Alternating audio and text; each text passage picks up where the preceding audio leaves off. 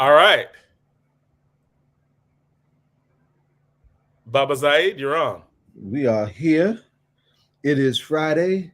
It is time for another edition of All Politics Are Local, America's number one hip hop talking radio show, 6 to 9 live here every Friday with the great Ed Riley, the great Jonathan Austin, and the rest of our team, DJ Rhino, the greatest DJ in the universe.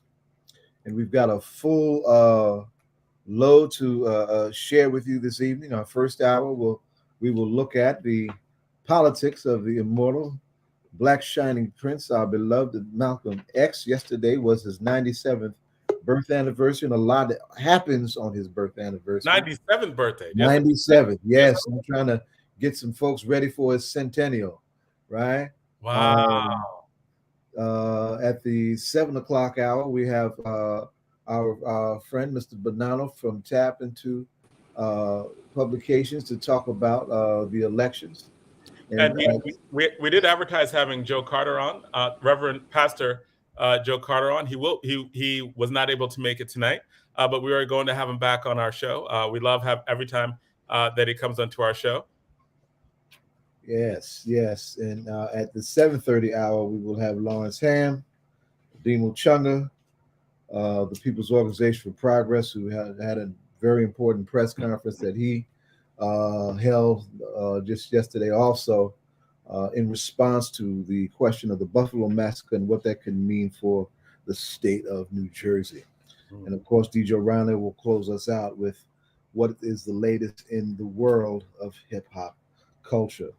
So we got a loaded show, a lot to unpack. One of our guests has already emerged, right? And who are our guests going to be in the 6 o'clock hour? This hour we're going to have, and he's already here. He's been here before. Jihad Abdul Hamid from the Spirit of Mandela group that gave us an powerful tribunal back in October around the question of human rights violation for Black, Brown, and Indigenous peoples in the United States. Yesterday, on Malcolm's birthday, the verdict from that tribunal was publicly presented, and one of the jurors was actually with us to personally honor Malcolm's legacy on the streets of Harlem. So we will share some of that. James Small will also join him. Wait, we're also gonna have Professor James Small come on. Yes. Just really, as soon as he can get on, he get on. James is a young man, very young man, when he was given the task to be the security person for none other than Ella Little Collins, Malcolm's big sister, Malcolm's go-to comrade. Whenever he had an important need, Malcolm spent months and months abroad in a very legendary way doing stellar work for our people on the international human rights front. And it was his big sister, who was an independent businesswoman who had her own resources, that enabled him to do that. Sister Ella gave us the annual pilgrimage to the graveside. And after James was given the responsibility of securing Ella as a young man, he was given the task of managing that responsibility. He has been managing it since 1966. And so May 19th is a big deal for those of us who stand on Malcolm's shoulders in a very real way. And so we will unpack all of that when he arrives with us also. So a lot to unpack. And so we're looking forward to this evening. Gentlemen, what say you? Hey, we just want to point out that normally this is the third Friday. It's the Mayor's Forum. The Newark Mayor, Ras Baraka, could not be with us this evening. So we are dedicating this show to the legacy of Malcolm X. And Brother Ed, and then I have to shout out our beloved leader on this point, Ed. All Politics Are Local is a convening partner for the forthcoming National Black Political Convention, its 50th anniversary. And of course, that convention is inspired by Malcolm's call for what? The United Front, the Black United Front. So between the madness and sickness, and the imminent danger of racist right wing terror that did what it just did in Buffalo and to the attempts to literally legally siege the ballot or people's access to the ballot. The question of the Black United Front is a very important question at this important historical moment. So those are the driving forces that'll be anchoring our conversation this evening. So, Ed, I know you want to lift up the convention. Why don't you tell us a little more about the convention when we kick this off?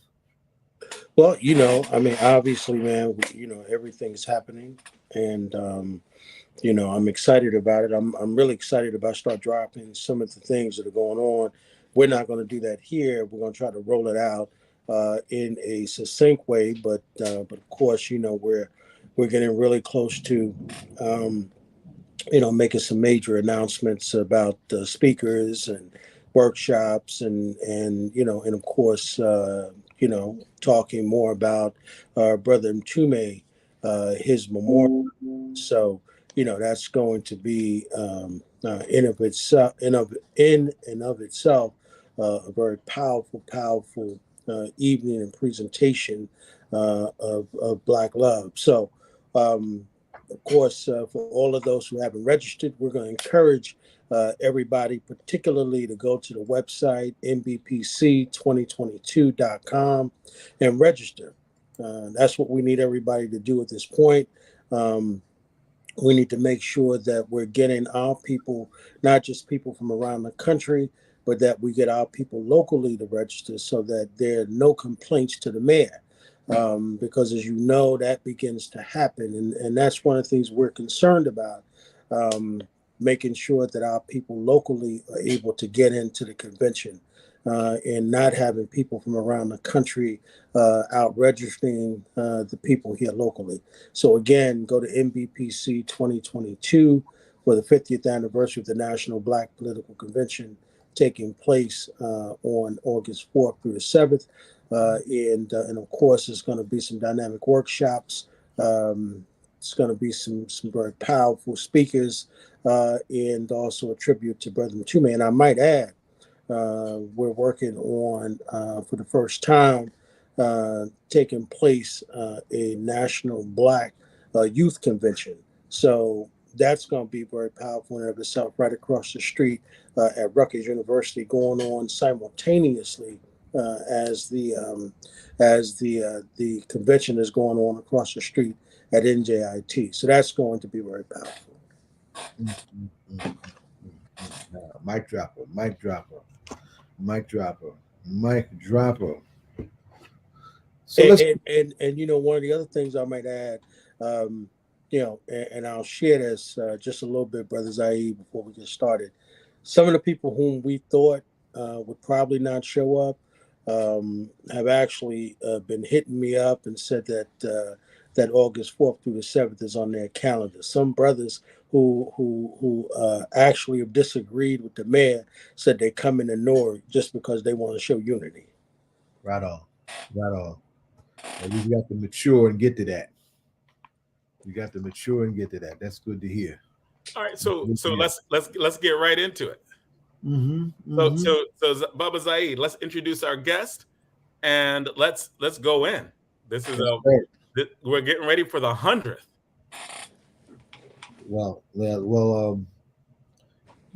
Chairman Bobby Seale made some rounds yesterday in himself, and he always said that the Black Panther Party are the heirs of Malcolm X, and Brother Jihad, a Jersey warrior, is a Black Panther Party tradition,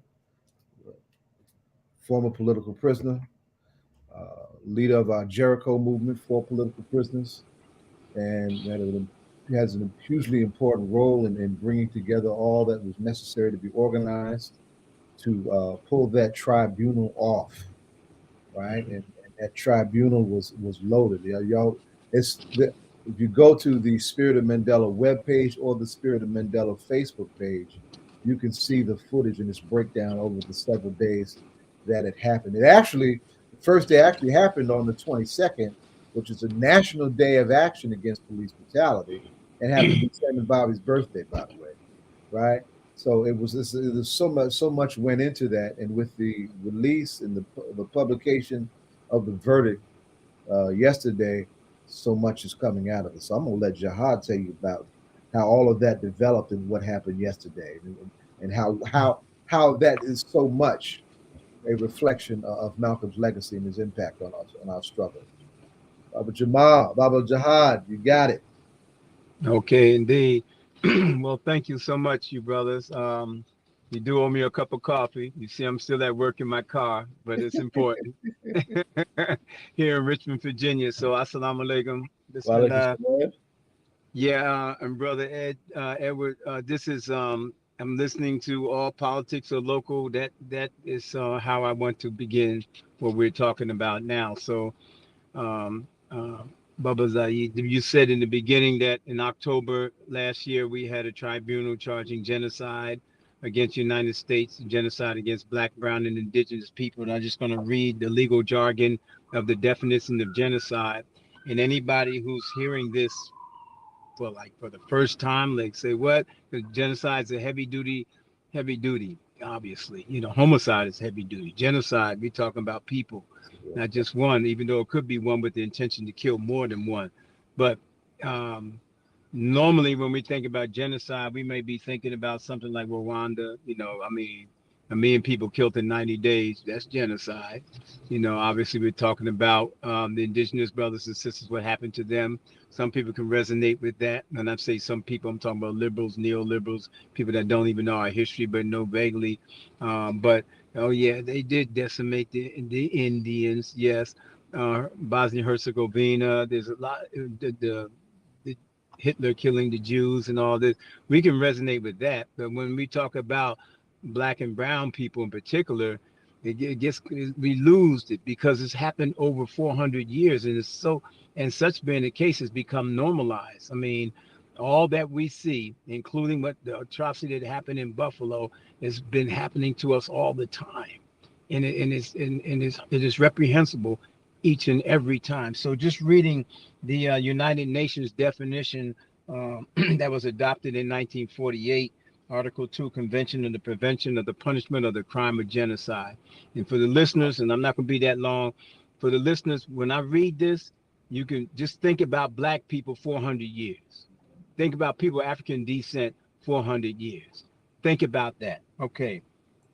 Genocide means any of the following acts that's committed with the intention to destroy in whole or in part. They didn't have to get every last one of us because they needed some of us to wipe their toilets and take care of their babies and pick that cotton and all of that type of stuff. In whole, in part, a national, ethnic, racial, or religious group, such as killing members of the group,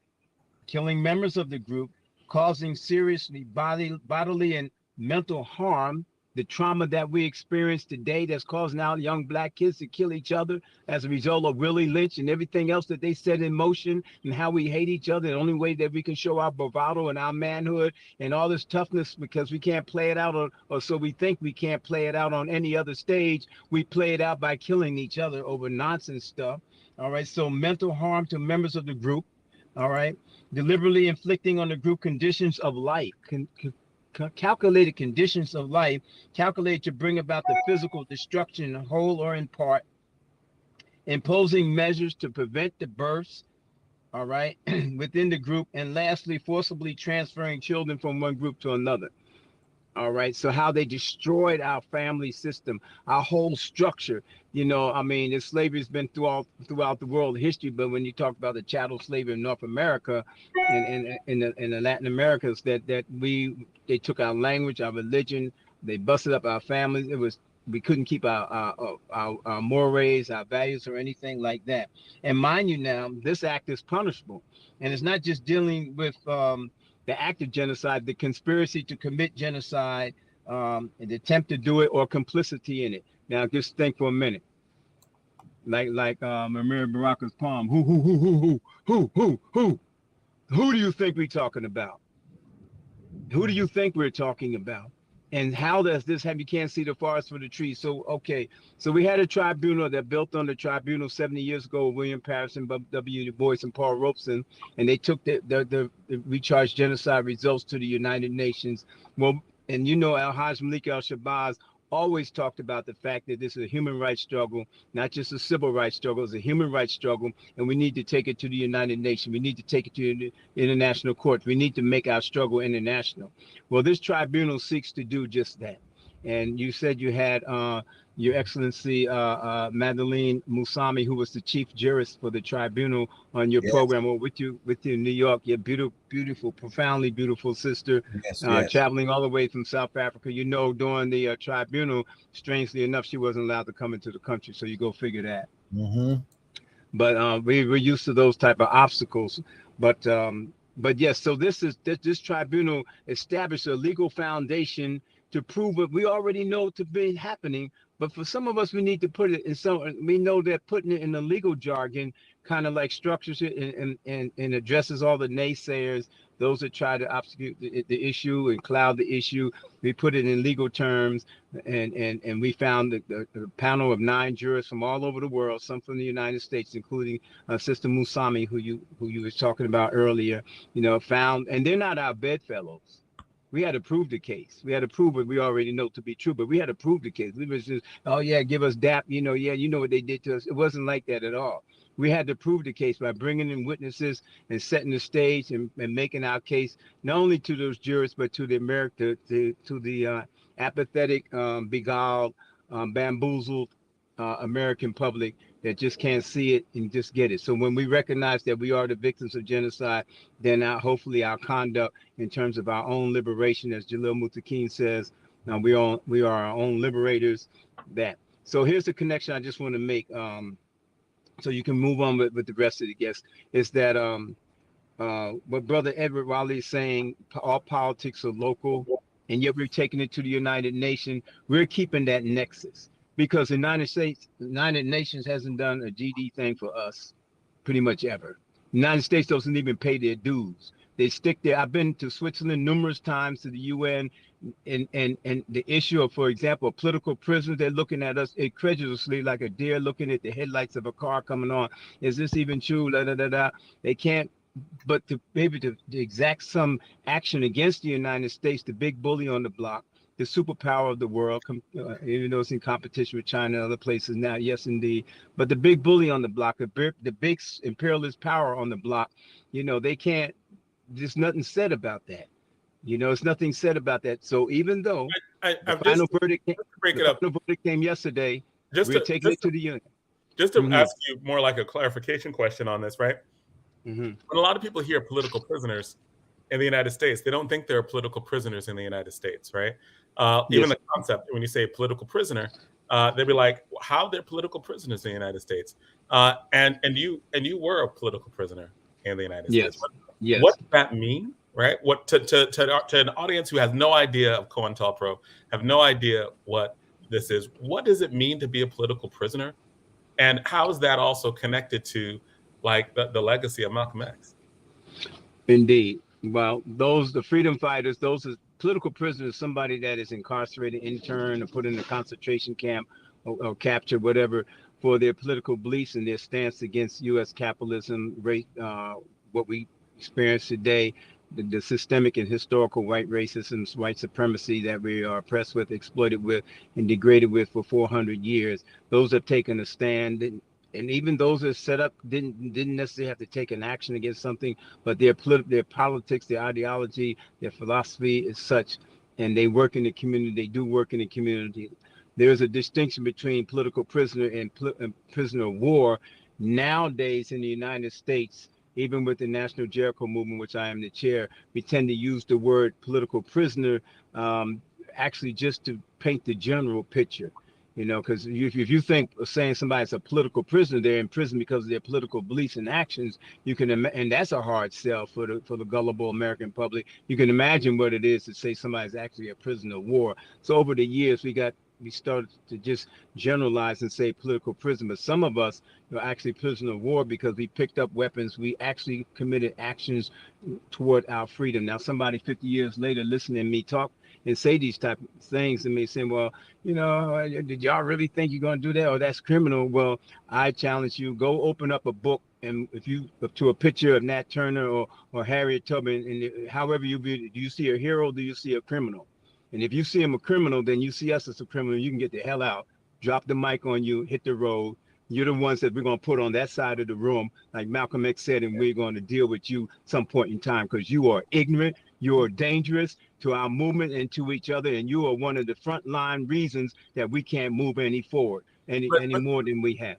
But So and the connection again, with Malcolm, yeah. And again, part of me is just asked, like just because a lot of people who are listening don't really even understand the context or the depth of stuff that you're talking about, right? They don't understand Pro. They don't understand that the police were actually, and in many cases still are, listening to people that they deem as political favorites, right? Like, so what does that mean in just a concrete context? I'm going to tell you right now. Everybody can understand what happened in Buffalo. So imagine somebody putting up some type of security around our community, and the next white racist that comes through, we shoot him, we kill him, and that person's arrested for murder. Or we proactively move out on some racist organizations. Those are freedom fighters. They're trying to set up the barrier to protect our communities. They're trying to make our community safe. And you don't do that by selling, having bake sales and things of that nature. There's some point in time, and this may sound scary to the person listening, but at some point in time, when you talk about political prisoners, to make a connection, some of us are going to exercise our Second Amendment right. You feel what I'm saying? Mm-hmm. Some of us are going to exercise that. And for us, and being that it is the government that's behind the scenes, that's orchestrated this, that's made it systemic, that's pushing the line from the Donald Trumps to all the 90% of people in Congress and Senate, that have fostered this culture of white racism and white supremacy. And now all of a sudden it's a big deal when it's been happening to us all the time. Thus we have charged and found you guilty of genocide. When we start standing up in a very formidable way, then people start getting picked off. People getting more time for the George Floyd protests, arson, and things of this nature, brothers and sisters getting 10 years, 4 years, 5 years, 15 years. And nobody that resulted to the deaths of 6 people that bum rushed the Capitol has probably gotten more than a year. You see what I'm saying? How the system supports that and fosters that. But when it comes to us standing up, even if it's throwing a Molotov or a brick out of our frustration or whatever the case may be, we've taken a political stand against the government. Our actions are politically motivated to be able to uplift our situation and to defend ourselves against virulent, racist actions that's been happening to us all the time. And sisters and brothers, regardless if it is a free breakfast program, a free health clinic, working with harm reduction on the streets, trying to quell the violence on the streets, setting up community centers, political education. If you get arrested in any one of these type of actions or set up and framed by government counterintelligence programs, you would be a political prisoner. And there's political prisoners today as a result of the George Floyd protests. And so just to be clear, you're saying that, like, if you're protesting against the George Floyd murders, and you can either, if you engage, even if you didn't engage in violence, you can be punished and sentenced in ways that are disproportionate because of your politics. In many of the ways, the same thing happened to Black Panthers, who were infiltrated by government agents who were, and all this is documented, right? COINTELPRO's documented. Indeed. Counterintelligence program. Right. Like, this is just American history. This is not conspiracy theory. You're saying that when they went through those processes, right, to surveil the Black Panthers, to frame the Black Panthers, to have them arrested on trumped up charges, knowing that the charges wouldn't stick, but understanding that it would just take away their resources, right? Like, and again, all of this is documented, right? Like, there have been a series of books that have been written about this, and these books that come out, they just get stuff from the Freedom of Information Act, which details, the FBI took really good records. They detailed it. People got these things from the Freedom of Information Act, and that's how we know, right? Like, and also through the break-in that happened in the 70s of an FBI office that also released a lot of these things. There were congressional hearings on this, the Church Commission reports. So so the stuff that you're saying is documented. We just don't talk about the history, but the history is here, right? It's in books It's documented by academics, and it's free for everybody to read. Look up the history of COINTELPRO. A simple Google search will reveal, like, this stuff is true. And let me just say that I know it's getting crunched on my time here, but you know why we have to go through such lengths every time we do a presentation, regardless of at a high school, a university, a community center, or wherever, almost like we have to start on square one again Yes. to explain, well, 1492, we started rebelling against our own captivity, and and here we are today. Every single time, and I'll say this, and I know I'm opening up a can of worms, we won't be able to flesh this out, but you brothers might be able to have a program dealing directly with it. The one reason why it's so hard is because we have not been able to control the narrative. And the narrative is controlled by the wealthiest country in the world. You look around you right now, this tree-lined street that I'm parked on, and all the, it's counterintuitive. Like, so somebody gets out, gets their family out of the hood, out of the ghetto, if you will, and they get to college for a better life, and get their own house. And these are natural progressions that you want your family, your fathers, your mother to do for your family. And the more and more we do this in this relative success, the more we become invested in the same system that's killing us. And it's a hell of a mix. Now, if we was a poor country with one or two ethnic groups, and we weren't a superpower, and the economy was crumbling, and when we talk about recession, we're still doing way better than the majority of the world. And so if that wasn't the case, you would see clearly what I'm talking about. But as Malcolm X said, our situation is like they're yanking our teeth out, but because they have this materialism, these iPhones, there's all this little petty, and it's worse than it's ever been to distract us and make our pain tolerable, and we individualize our own circumstances. We're becoming, the more we make progress, and this is deep, and I'll shut up. The more we actually make progress for our own families and the communities, oddly enough, because there's no politics behind it in terms of self-determination and independence, the more we make progress, the more we come invested in this system. So when you start talking about rebelling and changing and people that fought like that, people get a little like, oh, no. They may not articulate that, but you're not giving up your house and your crop lawn that you fought hard to get, because some rebellion in the street and all that. You talk that stuff, but there's 330 million people in the United States. And right now, as long as, I was in prison with one of the World Trade Center bombers, Nidal Ayad. He's my workout partner on the first. And he's a Palestinian, but he said, you know what, man, in spite of all the oppression, police killings, things that happen like that, it's just simply not bad enough for people to really understand and feel and be committed to bringing about a change in their own life. And I agree with him. Because even in our own oppression, we got things to ease the burden and all that. And so now you're talking about political prisoners and this and that. A lot of that we do have is emotional, and the minute somebody gets a better job or something like that, they won't even be involved. And it's the same old people. I was joining the Panther Party when I was 16, when the commitment was there, and now we're not bringing the youth along. No offense to the young brothers and sisters that are putting their work in. But you got a 67-year-old man on the thing. When I was in the Panther Party, will not be no 67-year-old man telling you, breaking it down to you, because we were our liberators back then. Now you're calling on Jihad and Zaid and everybody else and Edward Raleigh. We are the front line. Old men. Zimmerman was able to walk the street after killing Trayvon Martin. No BLA. You spend all this money and protest and sticker bomb like that. You got to pay somebody $20,000 to put their work in. It's not bad enough to make a difference in our minds. We talk that stuff. Nobody wants to go to jail. Man, somebody gets busted on the street anyway, they're crying for a lawyer. We were trying to escape. There's a big difference. And we got a long way to go before we feel the pain of our oppression. It's just going to be us in silos talking to a few people in a different organization, old men like every last one of us. I don't know about you, Jonathan, but all of us on the phone talking.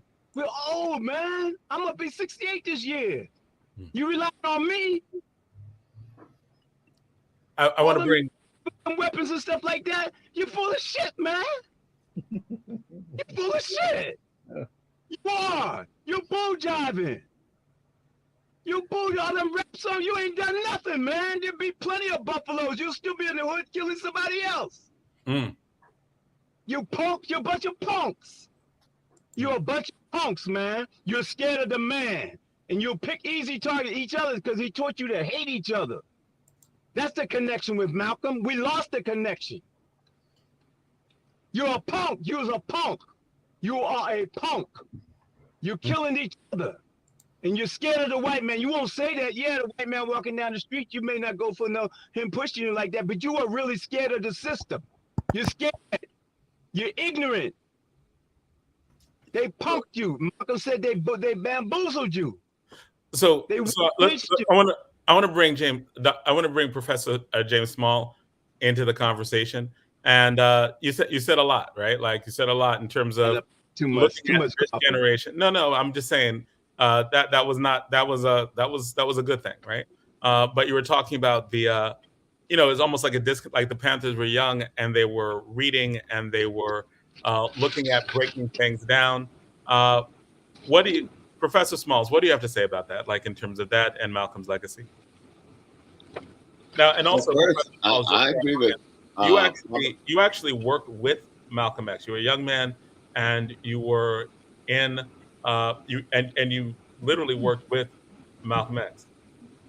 No, I only met Malcolm once. Okay. But first, I want to support Brother Jihad and his position because I agree nearly 100% with every damn thing he had to say. Your analysis is just right on.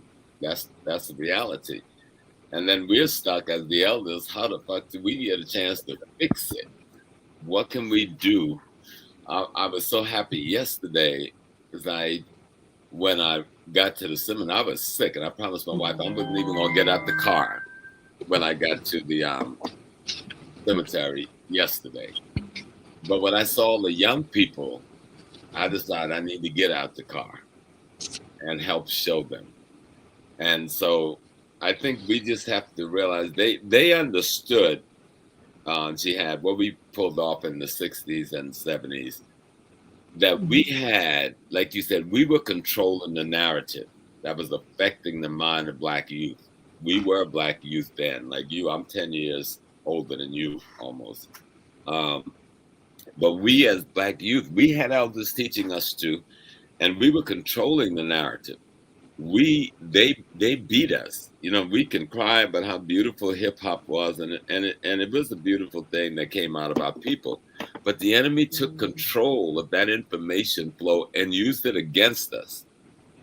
He used the technology that carries the message of culture against us, and we haven't been able to turn that around. What do you mean by that? Right? Like, what do you mean that hip hop's been turned against us? Well, first of all, hip hop is a music genre and an aspect of African American culture genre. It's not a separate culture. It's not a separate nation.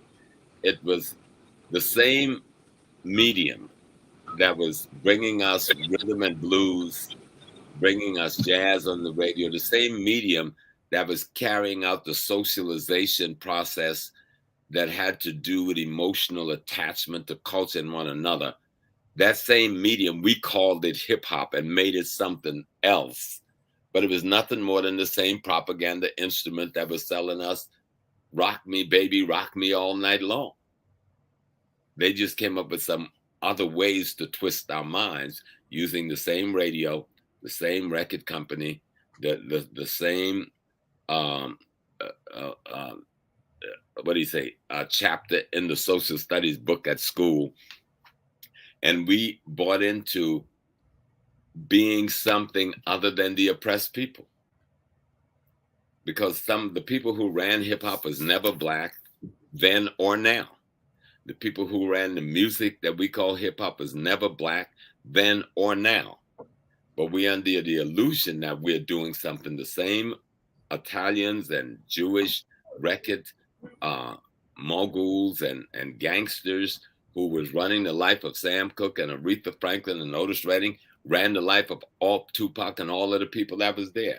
As powerful as they were in their poetry and their lyrics that they were giving us through the hip hop medium, the person who was deciding what we would hear and what we wouldn't hear is the same left-wing, faking, liberal, white oppressors that ran the socialization network. Socialization, how you get your values, interests, and principles via the information that's flowing through the propaganda of a society. And we're not controlling that at all. We had a little bit more control in the 60s because of we were marginalized by them. And so we had our juke joint and dance center and community center and ballrooms and things where we were determining much of what the message would be. But when he realized that he could use money and buy the artists, and he can determine what the message could be that would affect the minds of the youth of any given community, we lost the ball game in the propaganda move, because music, culture, all that stuff is propaganda. And if you don't control it, somebody else does. And for us, somebody else was controlling it. And so just as the brother was explaining, that our children, our young people have been reduced to the cowardism such that they're killing more of their own children, their own comrades, their own family members, their only friends in the streets than all the white cops in America in any 10-year period. We're killing more in 1 year. And then we're trying to use the status of having been criminalized as being manhood. Our youth have been criminalized, and then they've used the social commentary and the music to make the criminalized character a caricature that says this is manhood. I don't know if that makes any sense. I'm trying to make it make sense because someone is controlling. It makes all the sense in the world. What did Chuck D say, y'all? Who stole the soul? Yes, sir. Go ahead. And, go ahead,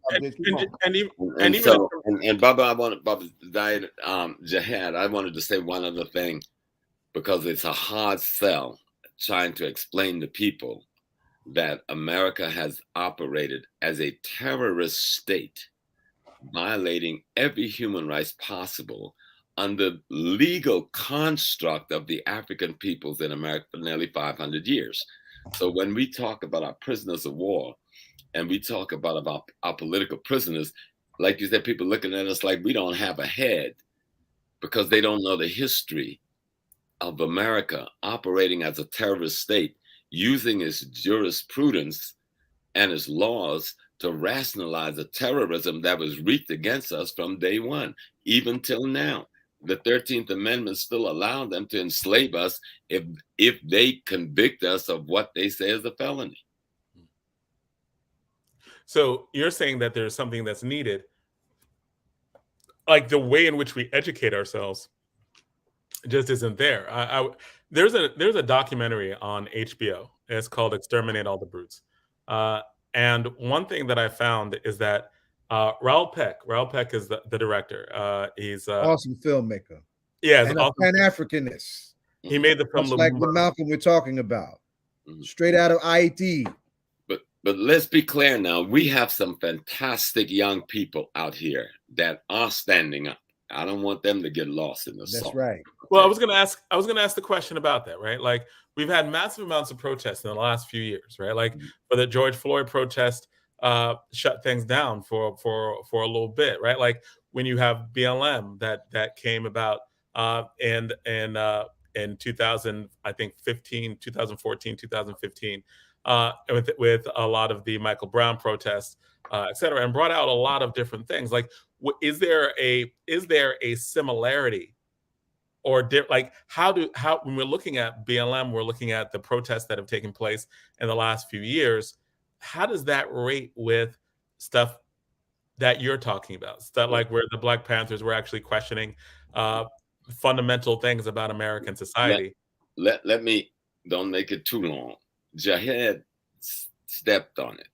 He said, who controls the narrative is going to control the vision. And right now, the narrative that's explaining our relationship to this country and its relationship to us, we're not controlling that. So you can get a Black man raised by a white family, never really spend any of his childhood in a Black neighborhood, don't have a clue what African-American culture is about, be made the president of the United States and be passed off as one of us. And so we think that our interest was going to be served because of the way that was presented. And our interest was never served. And the young man himself said when interviewed after he left the presidency, when someone asked him about a Black agenda and why didn't he carry one, he said he thought that getting his insurance policy passed was more significant and important than carrying a Black agenda. That's because we bought the narrative that he's a Black man carrying a Black agenda. The same thing we have with a vice president who hasn't a clue, even though I know her mom was very involved on the West Coast in the political movement, she was not. And then we've got someone who's the Secretary of State or whatever he is. He doesn't have a clue. He has a Black face. We got this one last one. We got a lady going to the Supreme Court. Don't have a clue about what the Black agenda is that should be carried into the institutions of power in America. But our people have been made to think, because these Black faces are in these high places, that our agenda is being presented and our issues is being shown concern, and it's not. And the question is it, if so many of our people don't, like, because it's not just the people who are elected don't have an idea of a Black agenda in the way that you're talking about. I think part of the earlier conversation is most Black people don't have an idea of a Black agenda in the way that we're talking about, right? Like, as in the things that you're talking about, the reason why, even to most Black people, if you're talking about their political prisoner of the United States, they have no idea who Mumia is. They don't know about COINTELPRO. They don't know about what happened to Black Panthers. They don't know about Black Panther philosophy. That was the impetus to why they were considered a threat or dangerous, right? Or the relationship to that and what they go through right now, and what we go through in our communities. Like, is it that the elected leaders don't have a Black agenda, or we don't have a Black agenda? We have some people who have an understanding that most people don't have. Is that, and I'm throwing that out there. Well, I'm going to say this piece, then I'm going to shut up because I'll just speak on this. There's two questions. There's a question of identity, and there's a question of having an agenda. We have not, in recent years, declared our identity. When I was growing up, my identity was I was an African. I'm a Black man. Now we're all over the place with these identity issues, and we think it's simple. We don't understand. COINTELPRO never stopped. Okay, we have people in our community who have monies, who are musicians, who are making videos. We don't know who any of them are working for, because we make certain assumptions, because the person who is presenting the narrative on Channel 13 about COINTELPRO is the same persons whose family control COINTELPRO. And so we are not taking control. What we're doing right now on this broadcast, right here, right now, this is what we should be doing in any broadcast, on any radio show, on any TV show, making it very clear and not being afraid to call the spade a spade. America has been a terrorist state as regard African people. That has been documented. The laws of America itself supported slavery. The laws of America supported hunting down people who escaped from slavery. The courts of America was the one that justified and rationalized the whole terrorism that we call Jim Crow, which is probably in some ways worse than the chattel slavery. And we have not said this enough or made it plain enough that this has never been a state. See, they're trying to make it look like there were some bad white people, and then the state was trying to fix it. No, the state was run by the bad white people, and the state was never trying to fix our condition. The state was never trying to protect us as a citizen, and the state doesn't do that today.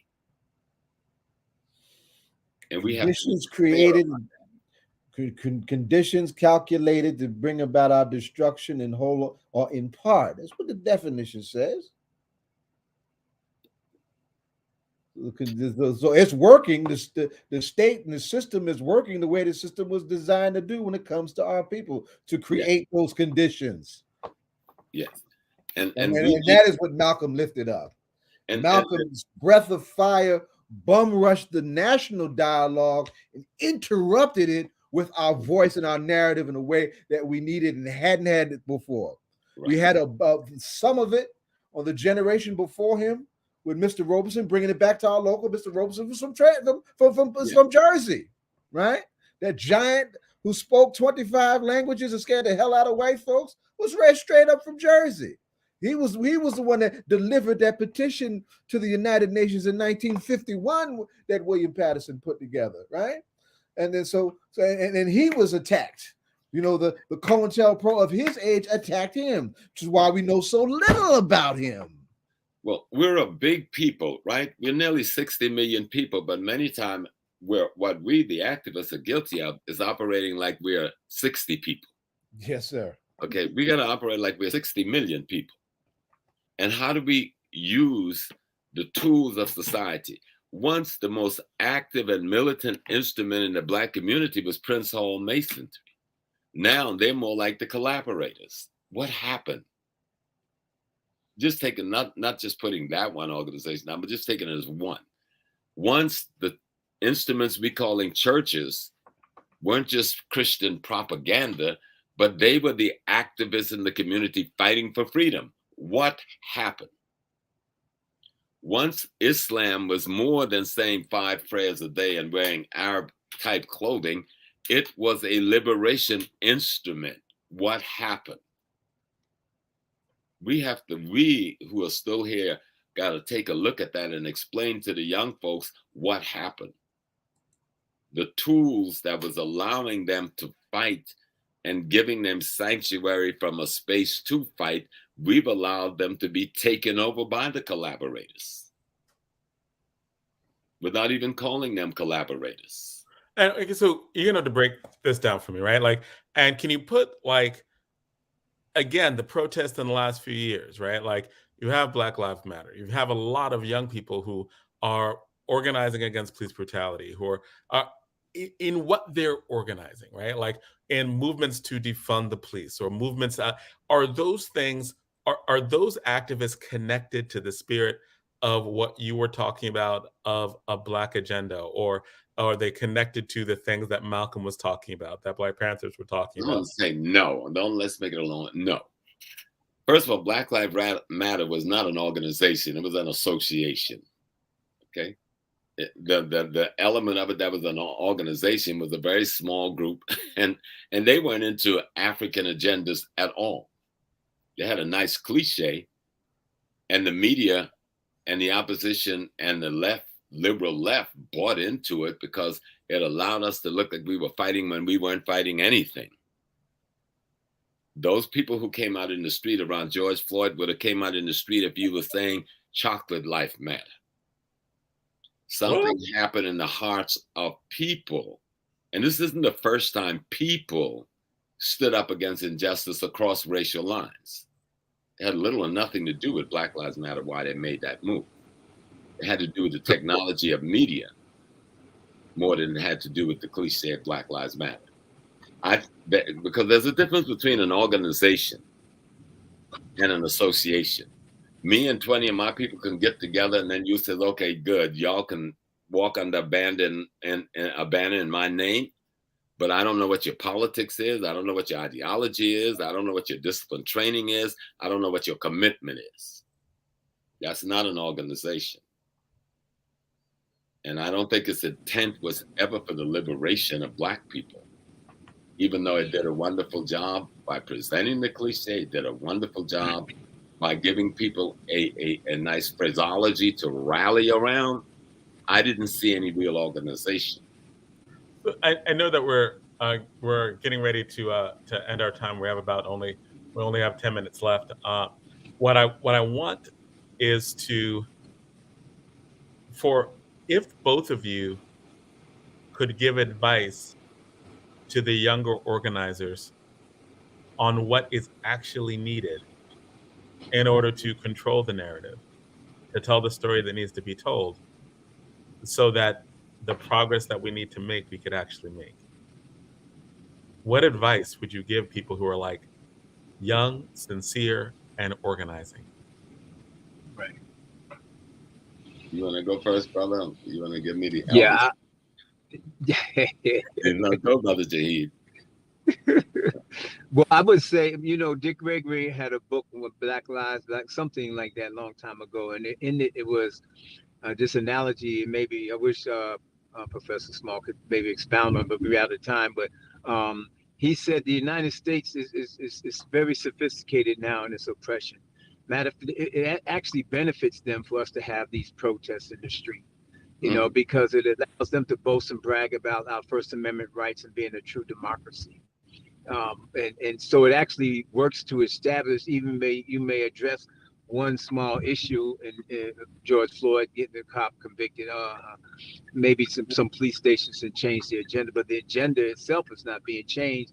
And the agenda itself, the white supremacy, is really being more established because, see, we have democracy. What other country can you have these type of protests? Even though they're only going to let it go, but so far, but nevertheless.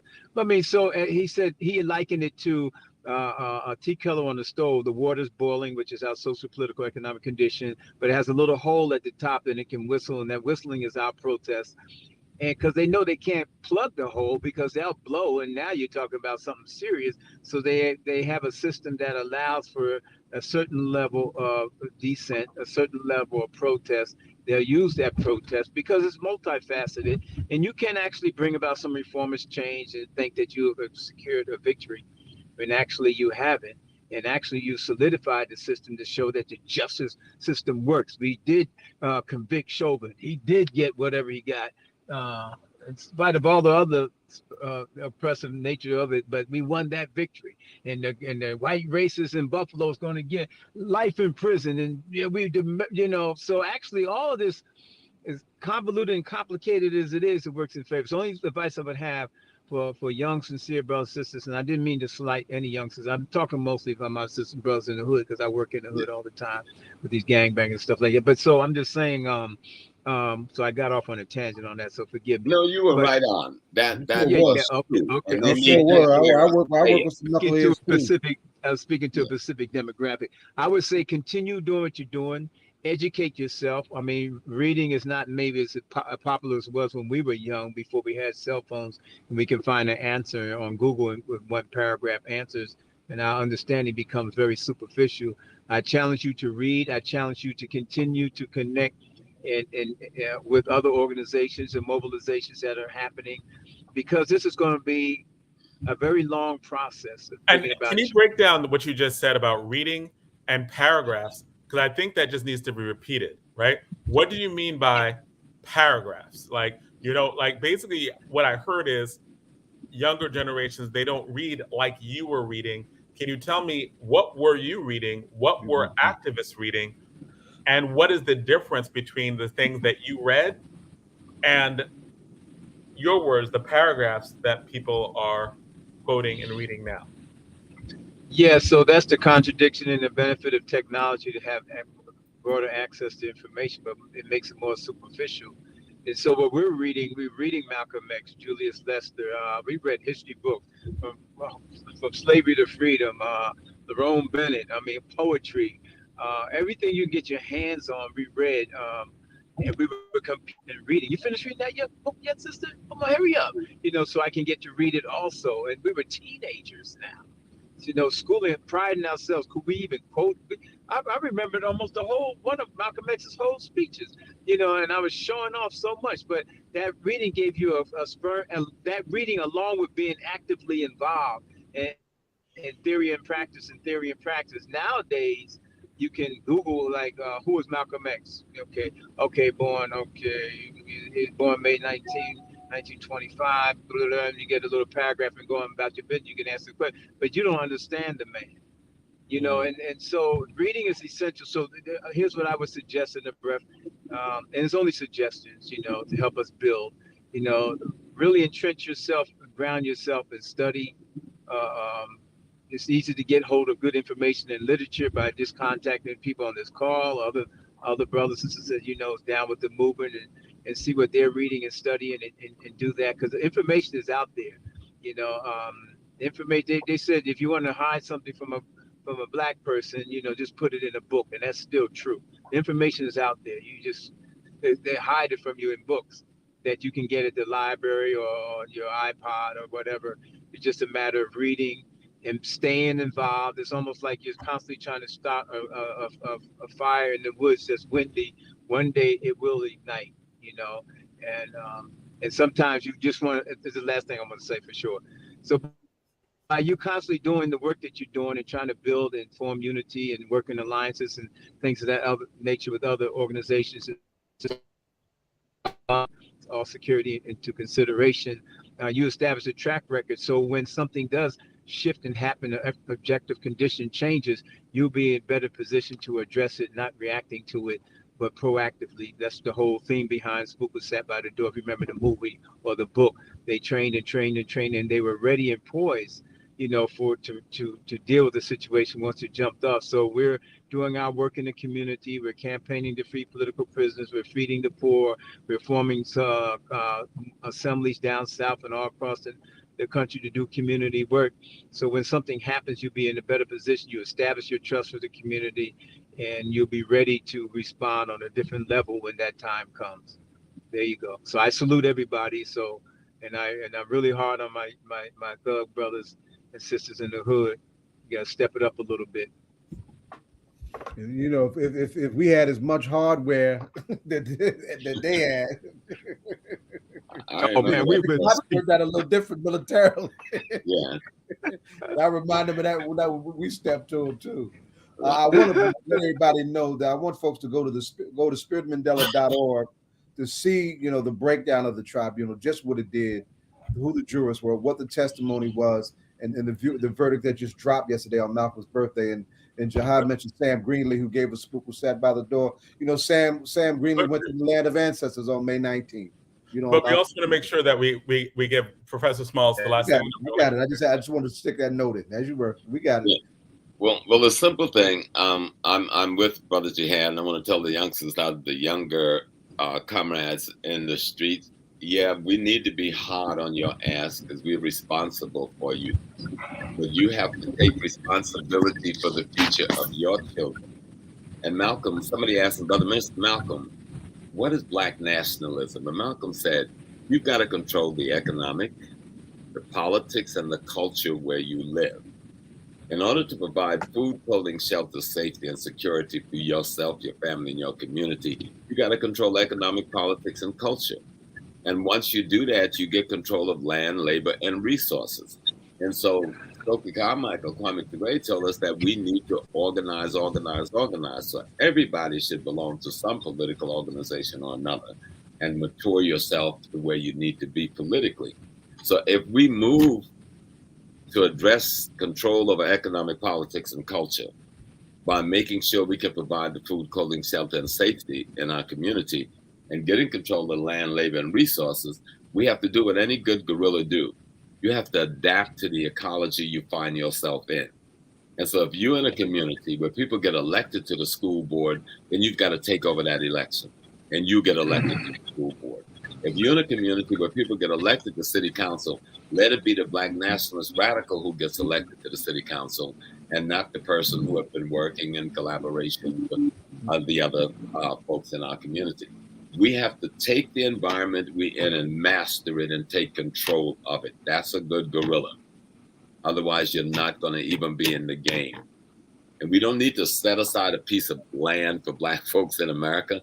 We've never been integrated in this country.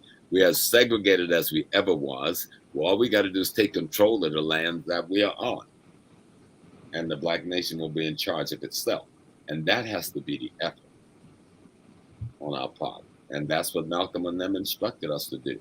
Take control of the economic, politics, and culture where you are. Master the environment and ecology, political ecology, economic ecology, and social ecology you find yourself in. And we're not doing that very well at all. Mm-hmm. Which is why what's happening in August, Ed? Yes, absolutely. I think that what we're trying to do is pull our people together for the 50th anniversary of the National Black Political Convention, and in hopes pick up where Mary left off at in 72. And we might not agree on everything, but our hope is that our people can find maybe 3 or 5 things that we can agree on, and maybe one of those things Brother Smalls, might be that we agree to take over those political systems exactly right where we are, right? And hopefully we can come together and have those kind of conversations. I can tell you that some of my late night conversations with Brother Baba and Tume was about just that, right?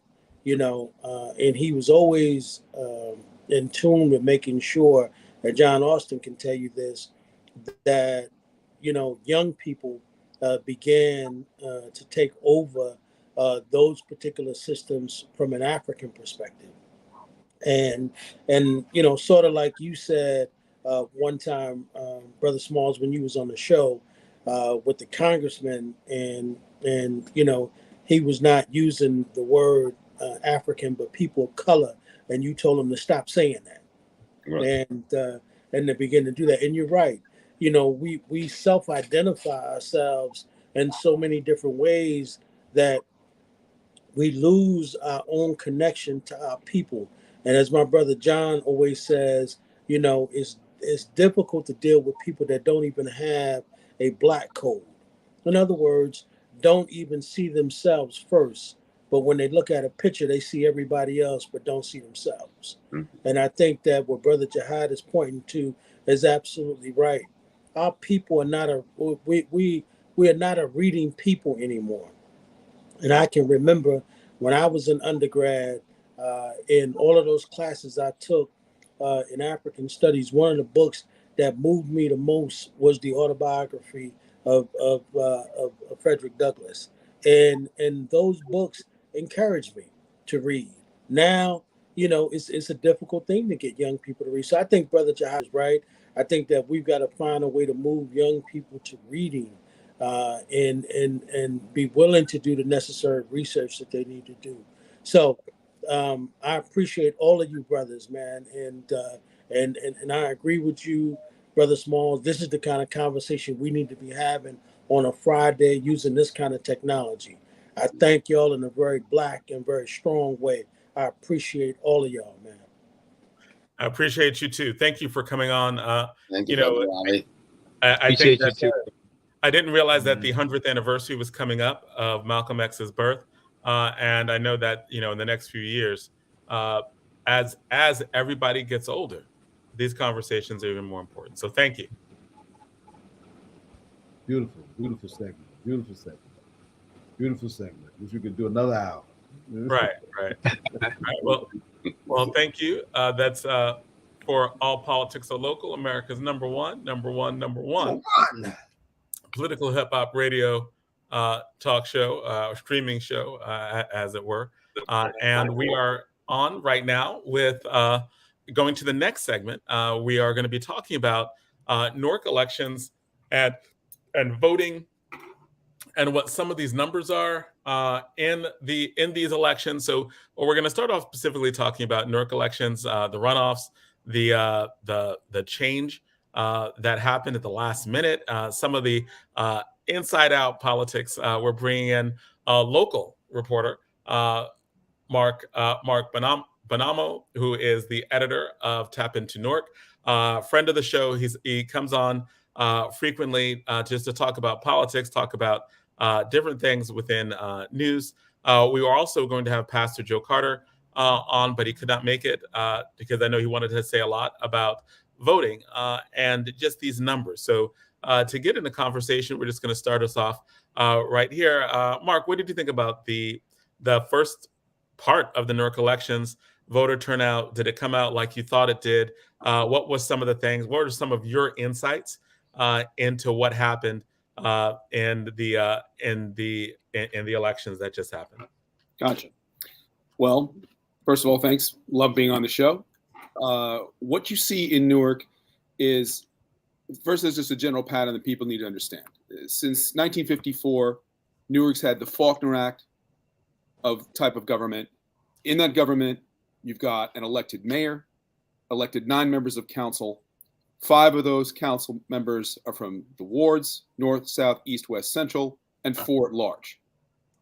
One thing that's unique about Newark is it's all or nothing every 4 years. Everybody's up all at once, all the time. So it makes every 4 years a relatively decisive and potentially exciting event in city politics. Also, a lot of people, friends of mine from out of state, they're like, wait, your municipal elections in May? Yeah, they are. So we have them in May, but could also potentially, people joke all the time in big cities like New Jersey or like Newark, or in states that have a relatively colorful political history, you just don't, vote early, vote often. Well, in Newark, for sure, a voter might get to speak not only once, but twice. Because the way it works with the Faulkner Act is if any of those 9 positions, mayor or the 9 council members, does not win by 50% plus one solitary vote to make sure it is a majority, then you're going to have a runoff a month later in June. And that's precisely what's happened this election cycle. We're going to have runoffs in the East, the West, and the South wards because nobody got that decisive 50% plus 1% margin. So now the runoffs kick in with the 2 top candidates.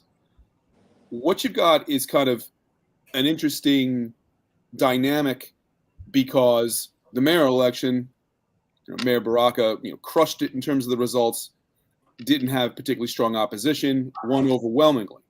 But historically in Newark, it's almost like we've had this almost false era of good feelings for a while. It used to be that the mayor and the council, a lot of friction, a lot of infighting. Historically, you even had members of the council eventually rise up and try to take out whoever the mayor was at that time. That sense of friction hasn't happened for a long time now. But what you're seeing as a result of this election and the runoffs could very well change that dynamic. And so, and 2 things. First, what do you mean by the that dynamic potentially changing? And before we go into that, can you throw into some of the numbers, right? Because even though the mayor election was definitely a blowout, right? But right. The mayor got 13,700 votes. And if you're looking at the at-larges, the highest vote getter was 12,000 votes. The lowest vote getter was 11,000 votes. And the wards that were contested, like in the South Ward, the person who won got 1,800 votes, right? Just 1,800 votes. Right. The person coming behind got 611 votes. In the East Ward, you have Michael Silva getting a little over 1,000 votes, 1,042 votes, and Anthony Campos getting 1,000 votes, and the other 2 getting not even 500 votes. The West Ward, you have Dupre Kelly getting 1,400 votes, and Chikoze Onyema getting a little over 1,000 votes. One of the highest vote getters in the ward was LaMonica MacGyver in the Central Ward, who got over 2,000 votes, right? And that was the highest vote getter outside of the at-larges, right? In a ward, that was the highest vote getter by far, in a way, because the numbers that Sean McRae had, over 1,000 votes, would have got him in the running in any of the other wards. Is this what's going on with what do you see about voter turnout compared to other Newark elections? And what is this higher? Is it lower? What is your experience in terms of that? Well, frankly, these numbers were abysmal. They were terrible. Something only about 10 or 11% of eligible voters came out to vote in this election. And then you start thinking about, okay, well, why is that so? Part of it, as I think potentially, is a kind of COVID hangover. I think it's arguable we're not completely out of this pandemic yet, regardless. But people, I think, are somewhat loath to still go out to the polls. In terms of going to the polls, people had a particularly difficult time this election season because of congressional redistricting. Newark is overlapped by 2 congressional districts, the 8th district, which is largely the North and the East wards, and the 10th district, which is essentially everything else. But because of the congressional redistricting that just took place, that happens every 10 years on the federal level, it also affected municipal polling places as a result.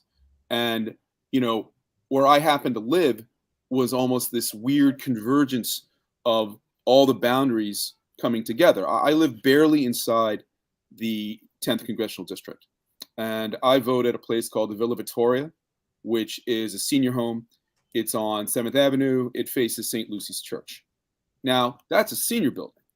Senior buildings, seniors in general, generally very high voter turnout. They love to vote, both because of a sense of civic participation, I think, which is something that's more ingrained in an older generation. And also, it can be a social occasion. Like, I've voted at Villa Vittoria for years. It's fun. You know, they go downstairs, they socialize, maybe get some juice and cookies. It's a good time. This year, because of the changes in this election, right? Everybody in the Villa Vittoria couldn't vote in their own polling place. Wait. So here's the thing, right? This was the thing that was the bombshell right before the election, right? Right. And no one knew, like why would they change the voting places for seniors? Like, because there's low voter turnout, but Right. one of the things that happened in this election is that the people who are most likely to vote got their polling places changed. Correct. And no one seemed to know it until the day before. They put out I spoke to the Essex County clerk about this, Chris Durkin. I said, please explain what's going on here. And he said, well, they put out the notice of these changes that we've just discussed in the mail on April 29th. The election was May 10th. This is barely enough time. I think it's also, you can go both ways on this. They said, okay, well, this is the earliest and the fastest we can change this, and we have to change this now. The school board elections in earlier April, they still had the old districts and the old polling places in place, right? Then all of a sudden, in May, we've got new districts. And then, of course, in June, these new districts will be in place for a potential runoff, also for, the partisan primaries. One could argue, well, why won't you just wait until June's over? Or why do we have to do this now? Why was it necessary? Like, why is it necessary to change polling places? Like it seems like you can redistrict without telling the seniors that you can't vote downstairs anymore. You got to go across. I mean, my general understanding is by literally changing things a few blocks, the polling places must be within a certain geographic radius of each places. So if the district, it has to be central to the district and central to the wards within the district. So even the slightest bit of movement one way or the other could put everything out of whack. But to give you an idea of how, my particular polling situation is particularly out of whack is one, already, yes, this is not good when seniors can't even vote in their own building. In that, now, again, I live 2.5 blocks away from this particular place, right? 2.5 blocks away, and my polling place didn't change. It was fine. It was almost like an experiment for me. Like, let me go and see what happens. So great, I'm fine. The people in the building, right, they had to go to like the Franklin Street School, which is about a mile away. Wow. Also, even if it's a quarter mile away, these people, many of them, seniors. They have physical challenges. It's difficult. Right, so, they're seniors. And as a matter of fact, at the Franklin Street School, they didn't even have you have to walk downstairs to get into the school to vote. They don't have a ramp.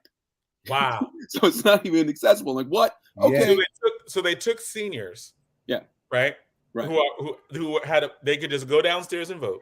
Right. And now these seniors had to go close to a mile away from where they were. Right. Like, and then there wasn't full accessibility. And it's not accessible. Right. Like the whole Americans with Disability Act. Nah, not for this election. Right. We're not doing it. It gets better, by the way. It gets better. Wow. Because, so I'm fine. I'm 2 blocks away. These people aren't, and they have to go a mile away. Then there are townhouses just on the other side, going further up 7th Avenue towards the cathedral. Those townhouses vote somewhere completely differently. They vote about a mile away at the Robert Treat School, deeper into the North Ward. Okay, so here's a question also, right?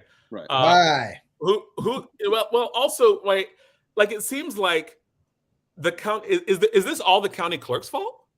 Or is this like it seems like you would present the plan, the stakeholders in the plan would look at it, like as in like the different people who are voting, right? Like even if they're nonpartisan people, I mean, people should have looked at this, and people should did they do this without being like, hey, without someone being able to say, hey, you're gonna hurt seniors with this.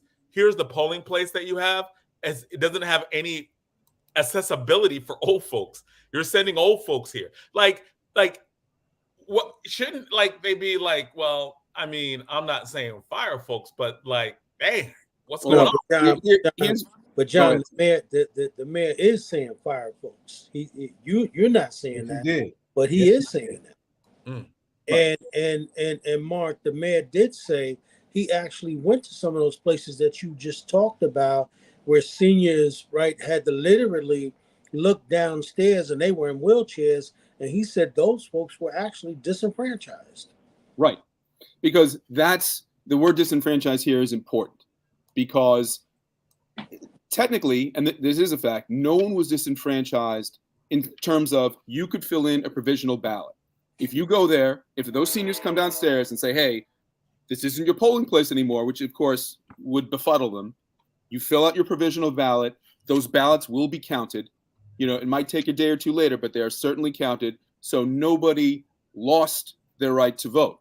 However, many of those people aren't going to feel like they're not comfortable with the idea of provisional ballots. You know, we've had a sense of chaos in many ways, you know, stemming from the 2000 presidential election over provisional ballots. A lot of people don't trust it. Many older people don't trust that in general. You know, they still want to go in there and they want to test the lever. I was getting ready to add to that. You're like provisional ballots. Is that a real ballot? Like, when they put provisional in front of it, like that's what I think. First now, thing again, it most certainly is. Ballot. It most certainly is a real ballot, but like you say, there's already a codifier before it as you're voting. And there's also just a history, like, and especially like a history within our community of basically like the government, white people telling black people, or black people telling black, or a system telling black people, like, hey, you don't have a real ballot. You have a provisional ballot. I mean, it just sounds like trickery, right? Like it sounds like this is the crayon ballot and this is the pen ballot. Which one you want? Right. But no, look, and again, this is a fact that the provisional ballot's counted. You're asking essentially, whose fault is this? I talked to the county clerk. I talked to Chris Durkin on the day. Again, reminding, you know, as we put in our article and reminding the public, yes, provisional ballots do count, right? However you feel about them, they do count. But when I said, all right, you know, how this happened, he was basically saying, well, this is the state. You know, this is the state's decision, you know, and the inference is, and I think this is kind of a common sense inference, and I wouldn't want to put words in his mouth, but essentially, why couldn't you have told people a little more ahead of time to get the word out there that this was going to happen? You know, so therefore, you could take appropriate provisions to try to accommodate people in a better way, especially for that first time where they don't know what's going on. And aren't they entitled to an explanation as to why? So they don't feel disenfranchised, when in practice it looks like, feels like, tastes like disenfranchisement. Exactly. It is a practical, not a technical disenfranchisement, but for many people it was a practical disenfranchisement, without doubt. Even the women who are working, Essex County poll workers who are working in this place, you know, at my polling place, they were like, you know what, Mark, you know how many people voted in the April elections, the school board elections? And this always happens. It's terrible. It's like 4% people vote. Said 47 people turned out in our polling place on that day. When I voted around 6 o'clock at night. I was 145. Still nowhere near enough. And then the polling, you know, we were just talking back and forth, and she was saying, you know, what is this about? You know, are they trying to get people to not vote? Do they want people to not vote? Is that what they're trying to accomplish? Because it's like crickets there all day, when normally it's pretty hopping, because we're a senior building. It's a good question. It's a terrible look. And Mark, I got a question for you. Have any of those people that the mayor called to be fired, have they been fired? I don't believe so. No. No. So and here's a question: when he said it's the state, right? We got to raise the people got to raise the volume on that. Right. Like, and when they said it's the state, what is the answer? Like, he was basically said, I had no control over this. Is that what he said? Yeah, that essentially, you know, this, if you think about this, coming down from the federal level first, right? Every 10 years, you know, there are shifts. You're trying to make things fair, to make a certain amount of population, every congressional district, one man, one vote, has to be the same proportion. So to do that, then things start to, if you're going to start moving the boundaries around, you still have to make sure that it's the same about, I think in New Jersey, it's somewhere around 750,000 people have to be in every congressional district. Okay, so you move things around. And again, where I happen to live, it is literally the border between the 10th congressional district and the 8th congressional district, which makes things more difficult. Then that moving around also affects, the state legislative districts, which again, that happens, every year, often in places like the Heldridge Hotel down in New Brunswick, and you've got competing teams of politicians and lawyers, going over the boundaries one by one to make sure those work. So it becomes like a trickle down effect. So to the point where you wake up on election day and your boundaries have changed. The point is, can you not let people know sooner? It seems arbitrary to say, okay, the school board election is going to be one way, the May municipal is going to be another. It's kind of all or one.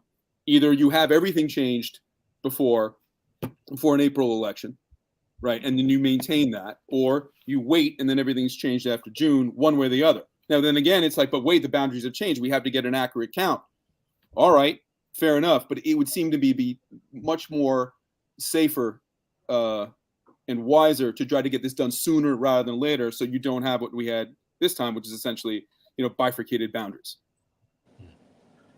And so I'm glad we're on this. I was worried about, I wanted to get far beyond just the numbers and who came out and who's going to be in the runoff. I'm glad we're on this, because this is so important. It really has to be taken apart and addressed. So as a result, do you hear like a lot of calls to fundamentally change the way we vote? Because there was when we're doing early voting, right? You don't have to vote in your particular district. Mm-hmm. You can actually vote wherever there's a polling place, right? Is there going to be a push to do that? Because it seems like that would, with all of the stuff that we have right now, the technology at our disposal, it seems like you should be allowed to vote within a larger geographical area in these elections. There's that, but what's interesting about New Jersey is, again, we've got 565 separate municipalities. Everyone's very much into the idea of home rule, and we have our local rights, and we're not going to give them up. One thing that is true in Newark, while all this kind of chaos is happening because of what decisions that have been made on the federal level and the state level that ultimately affect the municipal level, on the municipal level here in Newark, there wasn't a particularly aggressive push for early voting like you'll see in other places. And because of what's happened with COVID in a lot of other places, early voting has become relatively de rigueur, right?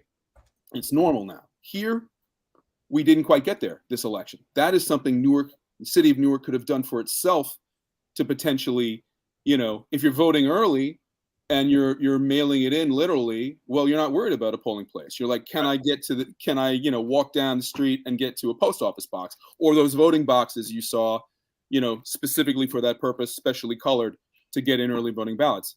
Or Newark even what they did in the gubernatorial race, right? Like, correct. But in this race, it was elaborate and easy, right? Yes. And there were you did not see that here. You did not see that in the municipal elections. And multiple polling places that were open early, right? Like, I voted early for that last election. I voted, I didn't vote in my district when I normally voted. I just walked down the street from my school because they had a place that was closer to where I worked. And I went in, went out, it was smooth. And I'm like, wow, I think I'm going to do this in every election, like a week before the election, vote and call it a day. We made a concerted effort, right, in Newark to get people to vote early, get those votes out. And that's actually why Governor Murphy won. So like one of the things that I'm most curious about is if this came from the state, right? Because if they had done this before the gubernatorial race, it might have come out differently, right? Like, there might have been some issue there because that race was a little close. And it was. County really made a difference in that race. No, it's interesting when you think about the idea of close, right? Now, because there's been since before 2020, but particularly 2020 elections, voter fraud, stop the steal, all this type of stuff. States around the country have been very, very, very, trying to be proactive to make sure, no, this election is going to be fair. And in 2021, in New Jersey, they did their job. They tried to make it as easy as possible for you to vote. Democrat, Republican, Cape May, Essex County, doesn't matter. We're going to make it easy for you, right? Somehow, and it worked. Somehow, but it was also, I think, probably New Jersey. Yeah, there's a little sense of extra urgency because they thought, you know what? Yeah, this is a blue state, but it's a blue collar state. The state might be more purple than you think. Let's just make sure this is going to work right, because who knows? The New Jersey electorate's funny. This could be closer than we expected, and that's exactly what turned out to have happened. Now, maybe, this shouldn't matter, but they're thinking this time, well, this election for mayor is going to be basically a blowout. Doesn't matter so much to make sure that the same systems that were in place for 2021 were in place for the 2022 May municipal elections in Newark. We'll be okay. But the thing is, if one vote's off, if there's one 81-year-old grandmother who feel like she didn't get the chance to vote, that's one person too many. That's right. Too much. So, right. so Mark, I want to ask you a question, just Sure. this based around a cat who's on the ground, right?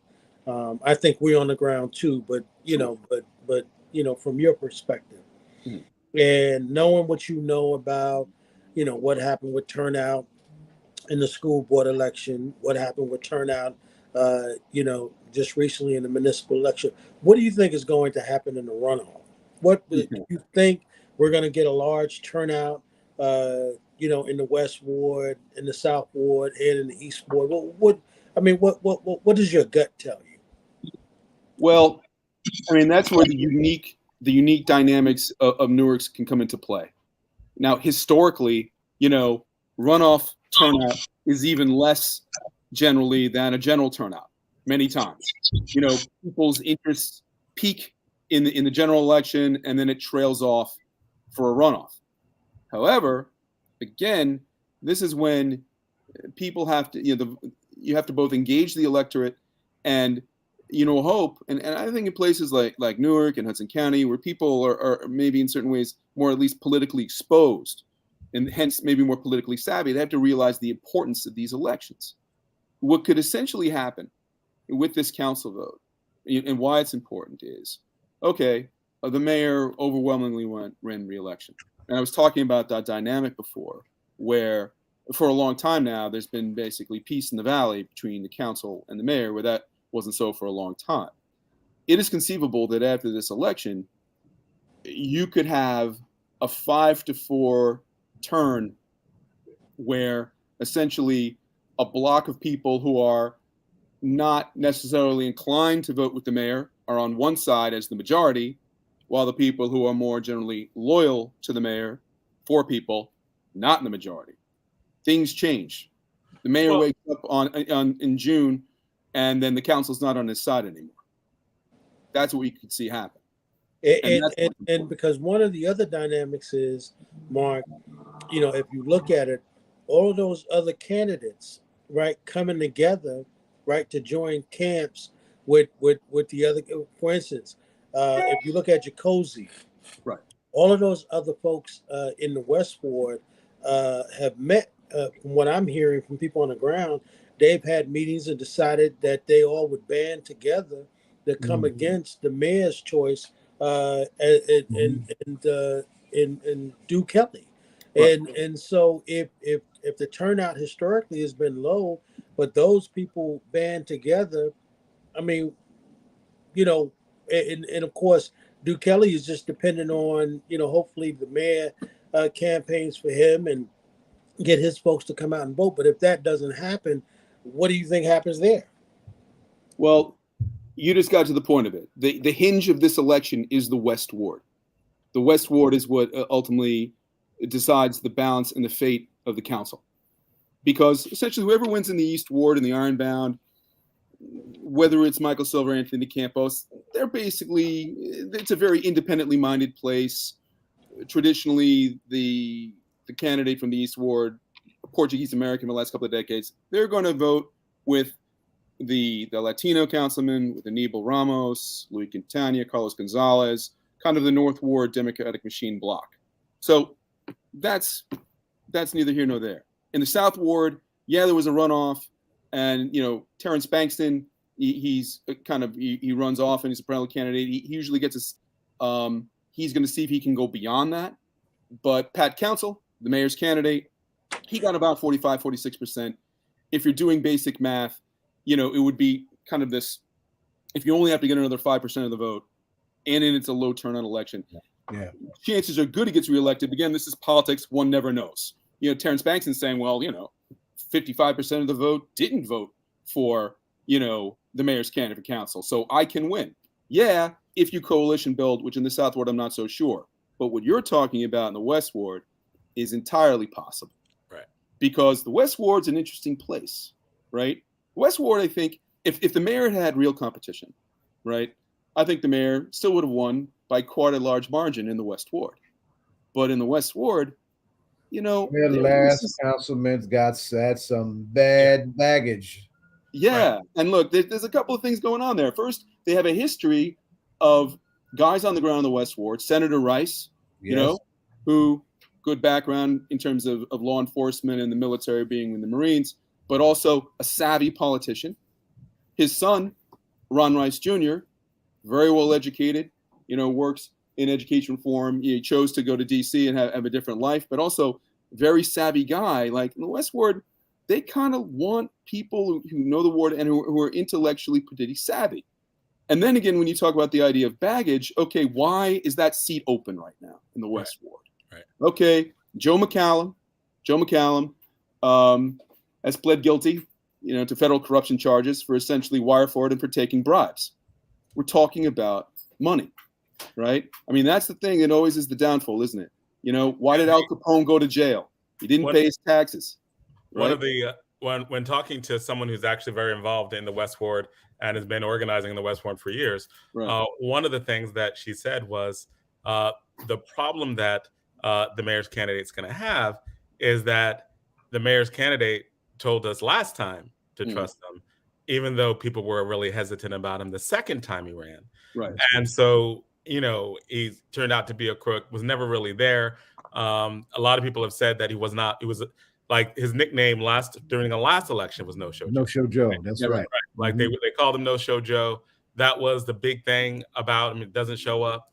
And so when, they trust the mayor and put him in again, then he doesn't, he goes to jail. And that's going to be something that Kelly's going to have to overcome with a solid candidate in the West Ward and the history that you're talking about. So, and also, as Mr. Riley's referring to, Dupree Kelly is probably depending on, the mayor's machine is going to come in and help me. This is why I'm going to win. Particularly his brother, the chief of staff, Amiri Baraka Jr., otherwise known as Mitty. He's been known to have forceful methods in terms of getting people to the polls. All right, fair enough. But, is that always going to work in a ward where people are relatively independently minded? People are relatively independent-minded. Maybe, excuse me, I'm going to keep this sign for a candidate who is not your candidate, Mr. Mitty, on my lawn because this is my lawn, and get off my lawn.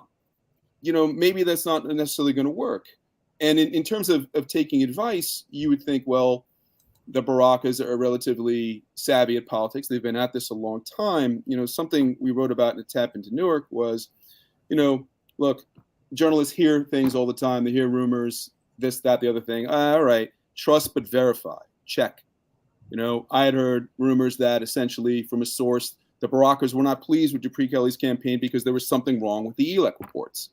The Election Law Enforcement Commission, everybody has to file their money, for their campaigns. Because again, this is public campaigning. People are running for office. They want to know. A lot of money goes into these campaigns. Where's the money going? I took a look. Dupree Kelly ran in 2018. He ran independently at large. Lost decisively. So he made a decision. It's like, okay, I want to get in this time. I'm going to join the Baraka team. Yep. Perfectly politically sensible thing to do. But when you end a campaign and it said on his forms that my campaign is officially over, your account is supposed to zero out, right? You're either supposed to, completely divest of all that money, or you set up, the 2022 campaign, your next campaign. Upon looking at it, there's $13,000 from the last campaign in 2018 that still isn't accounted for in 2022. Ooh. Okay. So Wow. what do? You assiduously ask the candidate, which I did, via phone call and text 3 times. The treasurer of the campaign, the treasurer is the one who signs the document and say, where's the money going? To the the election law commission, state election law commission, couldn't get through to him, right? Couldn't get through to the Baraka campaign overall, because again, it's their slate, what's going on. And then reaching out to Amiri Baraka Jr., Mitty himself, via text, no reply. Like, there is an irregularity here. What's going on? Now, again, people say, well, this is some campaign report. What does this have to do with me? It potentially has to do with you, because we're talking about a situation where the last guy who you're trying to replace got in trouble precisely for this type of thing, for not knowing, not being particularly responsible with funds, taxpayer funds. Well, in the just a slight pushback. I know we're toward the end of this segment, though, but the last person was like, he got convicted of bribes. It wasn't the same. Oh yeah, no. But at the same time, wouldn't you want to, have a candidate? I mean, there's two ways to look at this. Wouldn't you want to have a candidate in there where there's absolutely no questions about, anything going on financially? Plus, and again, this is about whose advice you take. And again, Mr. Riley's saying, okay, he's depending on the Barakas and their ground troops to help them in a closely contested ward election that actually could change the whole complexion of the council. All right, wouldn't some good advice be, you tell, first of all, get a better accountant so things like this don't happen.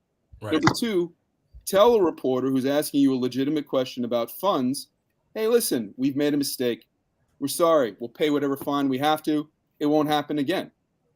Total silence, because potentially, and I'm not in Mr. Kelly's mind, I haven't spoken to him about this directly, but if, at least on the record for this particular instance, if you're being asked a question like that, don't you want to make sure that, you're getting the best advice you can?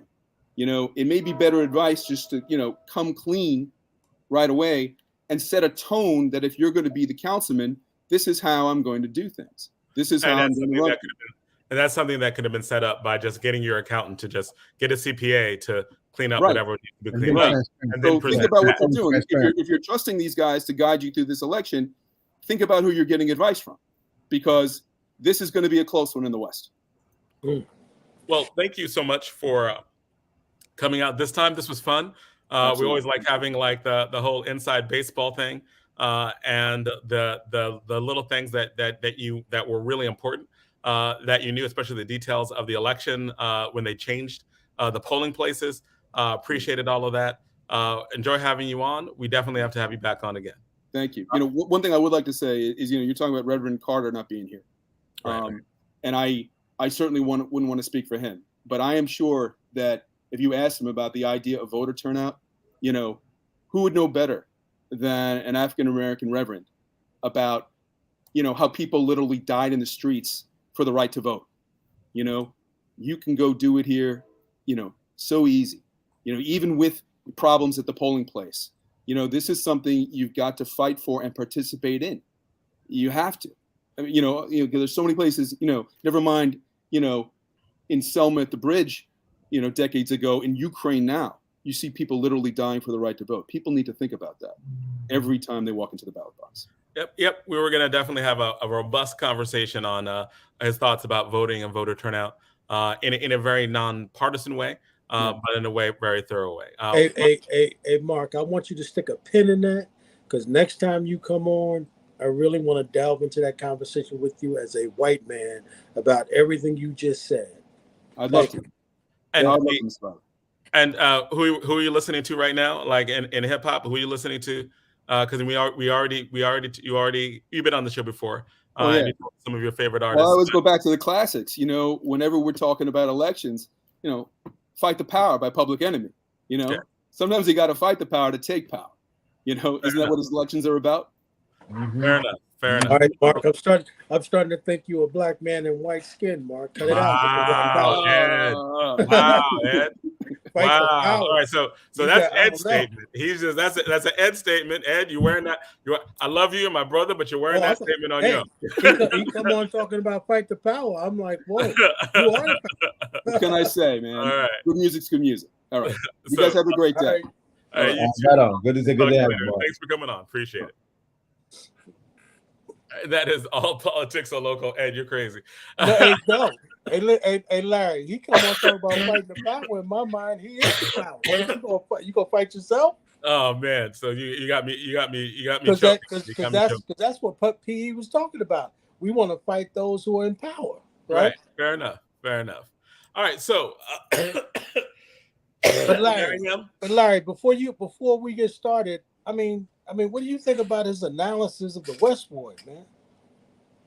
Yeah, you got some West Ward up in you. Hey, I grew up in the West Ward. I grew up in the I'm West talking Ward. about the Demo got some West Ward in him too. All right. Chairman Hamm, I think you're muted. I'm unmuted now. All right. So West Ward, yeah, we lived in the West Ward together. That's right, on West End Avenue. We were right. We were on the same street. I lived in the West Ward starting in 1977 on Tremont Avenue. And then 10 years later, well, almost 10 years later, 1984, when I got married, we lived on West End Avenue, and we lived there for 5 years. Wow. So I've been in the West Ward a long time. I was a district leader in the West Ward, the 28th. Remember that canvas that we were doing for you back then. Right. So I think that Mark's analysis was good.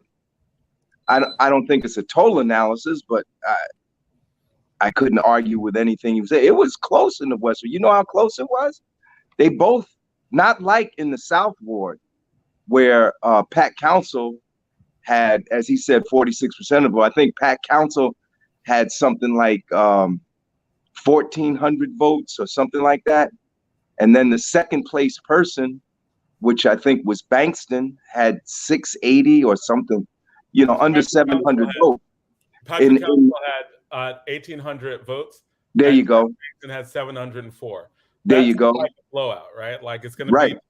Like I know that they think that there's going to be coalition politics, or I've heard there's going to be some coalition politics in the South Ward as well. But I don't, that's they got a bigger mountain to climb over in the South Ward. But when you had 1,800 and the second place person had 700. Now it's not like that in the West Ward. But in the West Ward, it was 1,300 and 1,000 and something, right? It was 1,400. Dupre Kelly had 1,400 votes, and Jose had 1,082 votes, right? Yeah. So you had around the 300 vote margin. So that was a much closer one, and especially if you look at the votes of all the other people, right? That's right. Because if you look at the votes of all the other people, Levita Johnson got 359 votes. Oscar James got 475 votes. Lyndon Brown got 291 votes. Like, that's a lot of votes, right? Hanging out there. So even a minor coalition, right? Like, Jagoza only really needs to coalesce with one group, right? Kelly also has to do coalition politics in order to pull this one out, right? Like he's gonna have to get Lyndon Brown or Levita Johnson or Oscar James, which might be possible on his side, right? Because Oscar James had the second highest vote, or the third highest vote total was Oscar James with 475 votes. If those were really reliable 475, then maybe he can maybe that might make a difference. And that's the only one I could see potentially going with the mayor, but possibly not, right? That's going to be a very difficult. That West Ward, I think, is going to be very difficult. It's close. It's going to be a nail biter. It's going to be one of the things that it's a horse race in the West and in the East. I think Pat Council is going to win in the South, even if it's close. I think he's going to win. Because he has such a huge vote margin lead. Right. In order to overcome those 1,800 or close to in a lower vote. But Larry, let me ask you this. In the South, if you said Pat Council is going to win, if Mayor Sharp James does come out, which is what I'm hearing, that they're supposed to be dropping this bomb, that he is going to come out and publicly endorse Terrence Bankston, what do you think happens then? I think it tightens up. I mean, Sharp James, despite his fortunes, he's still carries a lot of political capital with him. So yes, a Sharp James endorsement would tighten things up, but they got a long road to hoe. And it's not like the Pack Council and the Baraka forces are going to be standing still. It's not going to be, as they say in Latin, certibus paribus, all things remaining the same. It's a fluid situation on both sides. So yes, if Sharp comes out, that would help the opposition. But at the same time, the Baraka people are going to step up their efforts. No one is standing still.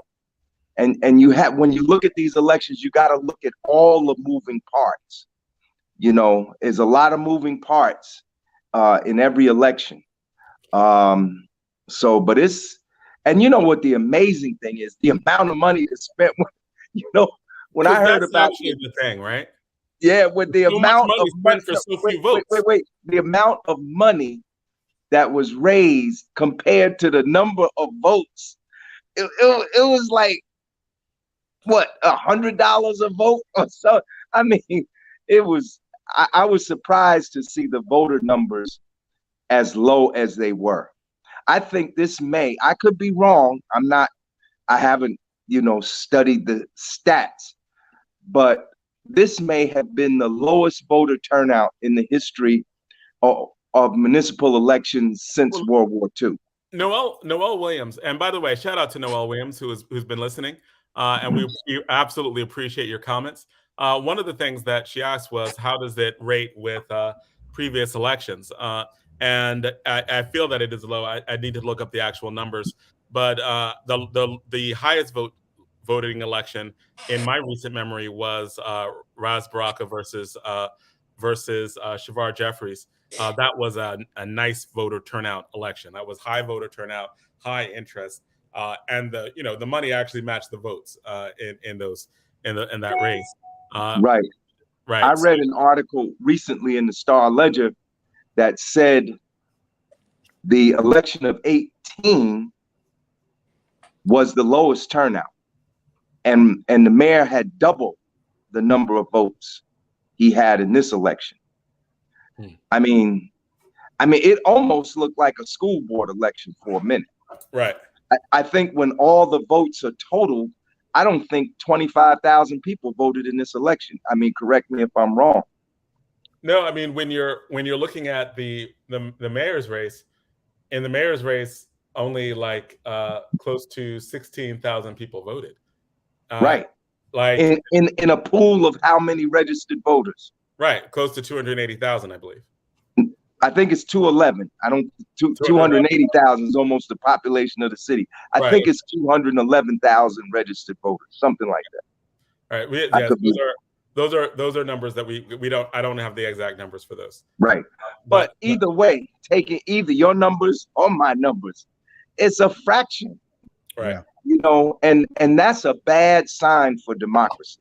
Now, I mean, a win is a win. On the candidate side, a win by 1 vote or a win by 1,000 votes is a win. But from the perspective of participatory democracy, that's you in the red zone. And this is what one of the things that you made a connection of, right? Was the link between voting and Buffalo. Like when I believe Zaid was talking about you coming on this time, it was about voting, but it was on a connection between voting and Buffalo.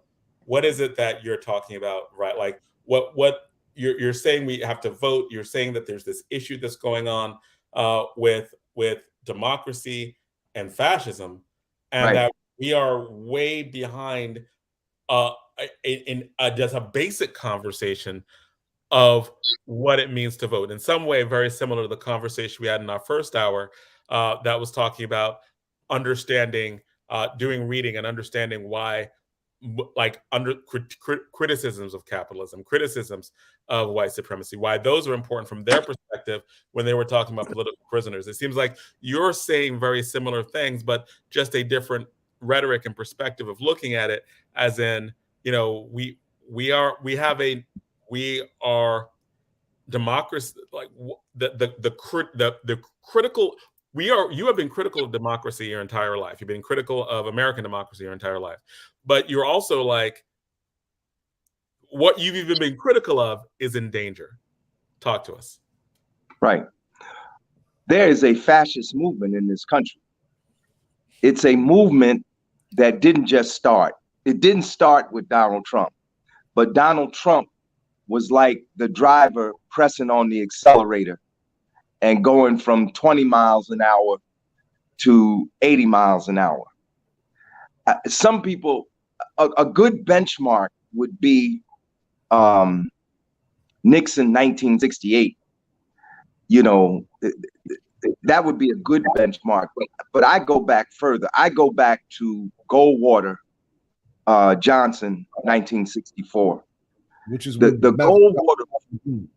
Goldwater forces had really moved to the right. It was kind of an alliance between the Southern Dixiecrats and the extreme racists like the John Birchers.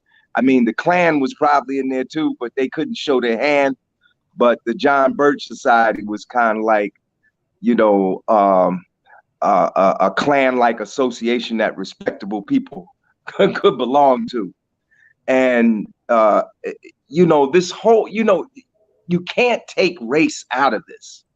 You know, race and racism, this is at the core of American fascism.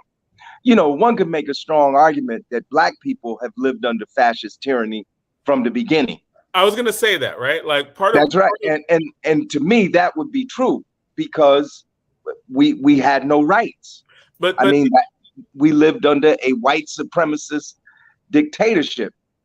However, so question, and Larry, just to put this in context, right? In our first hour, we had former political prisoner, we had James Smalls, and they were breaking down America as a white supremacist institution that was founded in genocide, right? It seems like it is a fascist organization. And you're telling me America's on the verge of fascism. So to many people who are very conscious and looking at things in particular ways, like, what's the difference? Why is this a crisis? The difference is that what the current society is experiencing right now, what is kind of social-wide, society-wide at this point, was relegated to 10% of the population.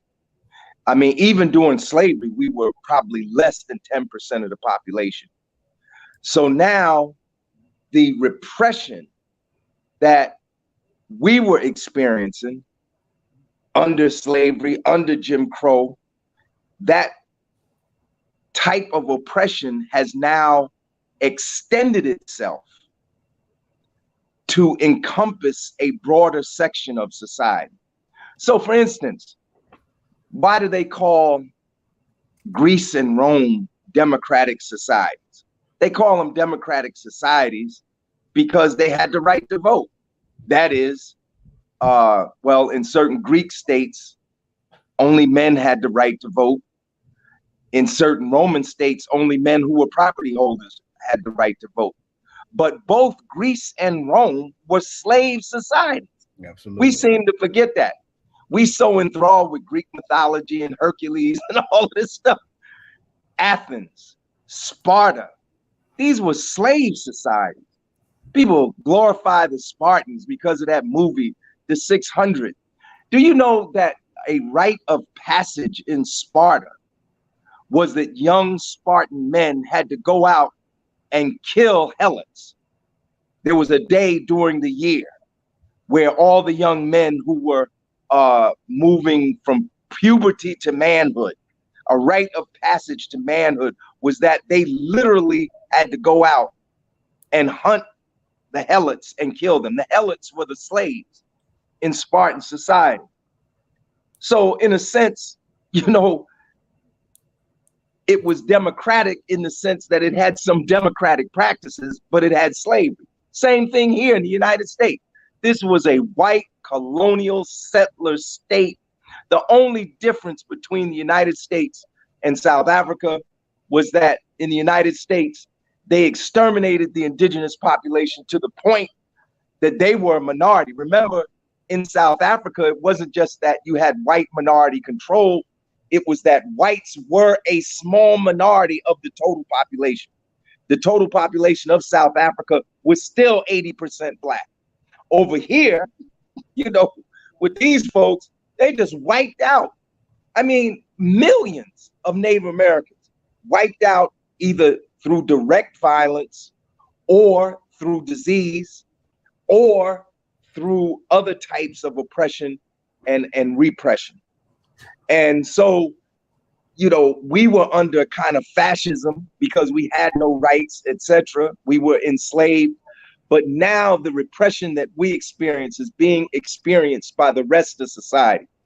You know, you can see this very clearly because they are moving step by step through each segment of the population. Isn't it ironic that in the same year that 400 bills were introduced to circumscribe and limit Black people's right to vote, 100 bills were introduced to take away women's reproductive rights and the rights to a safe and legal abortion.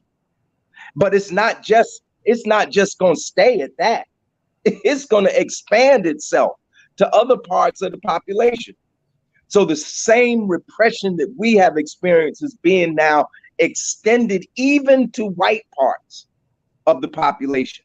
I mean, they just passed a law in Oklahoma, I think it was yesterday.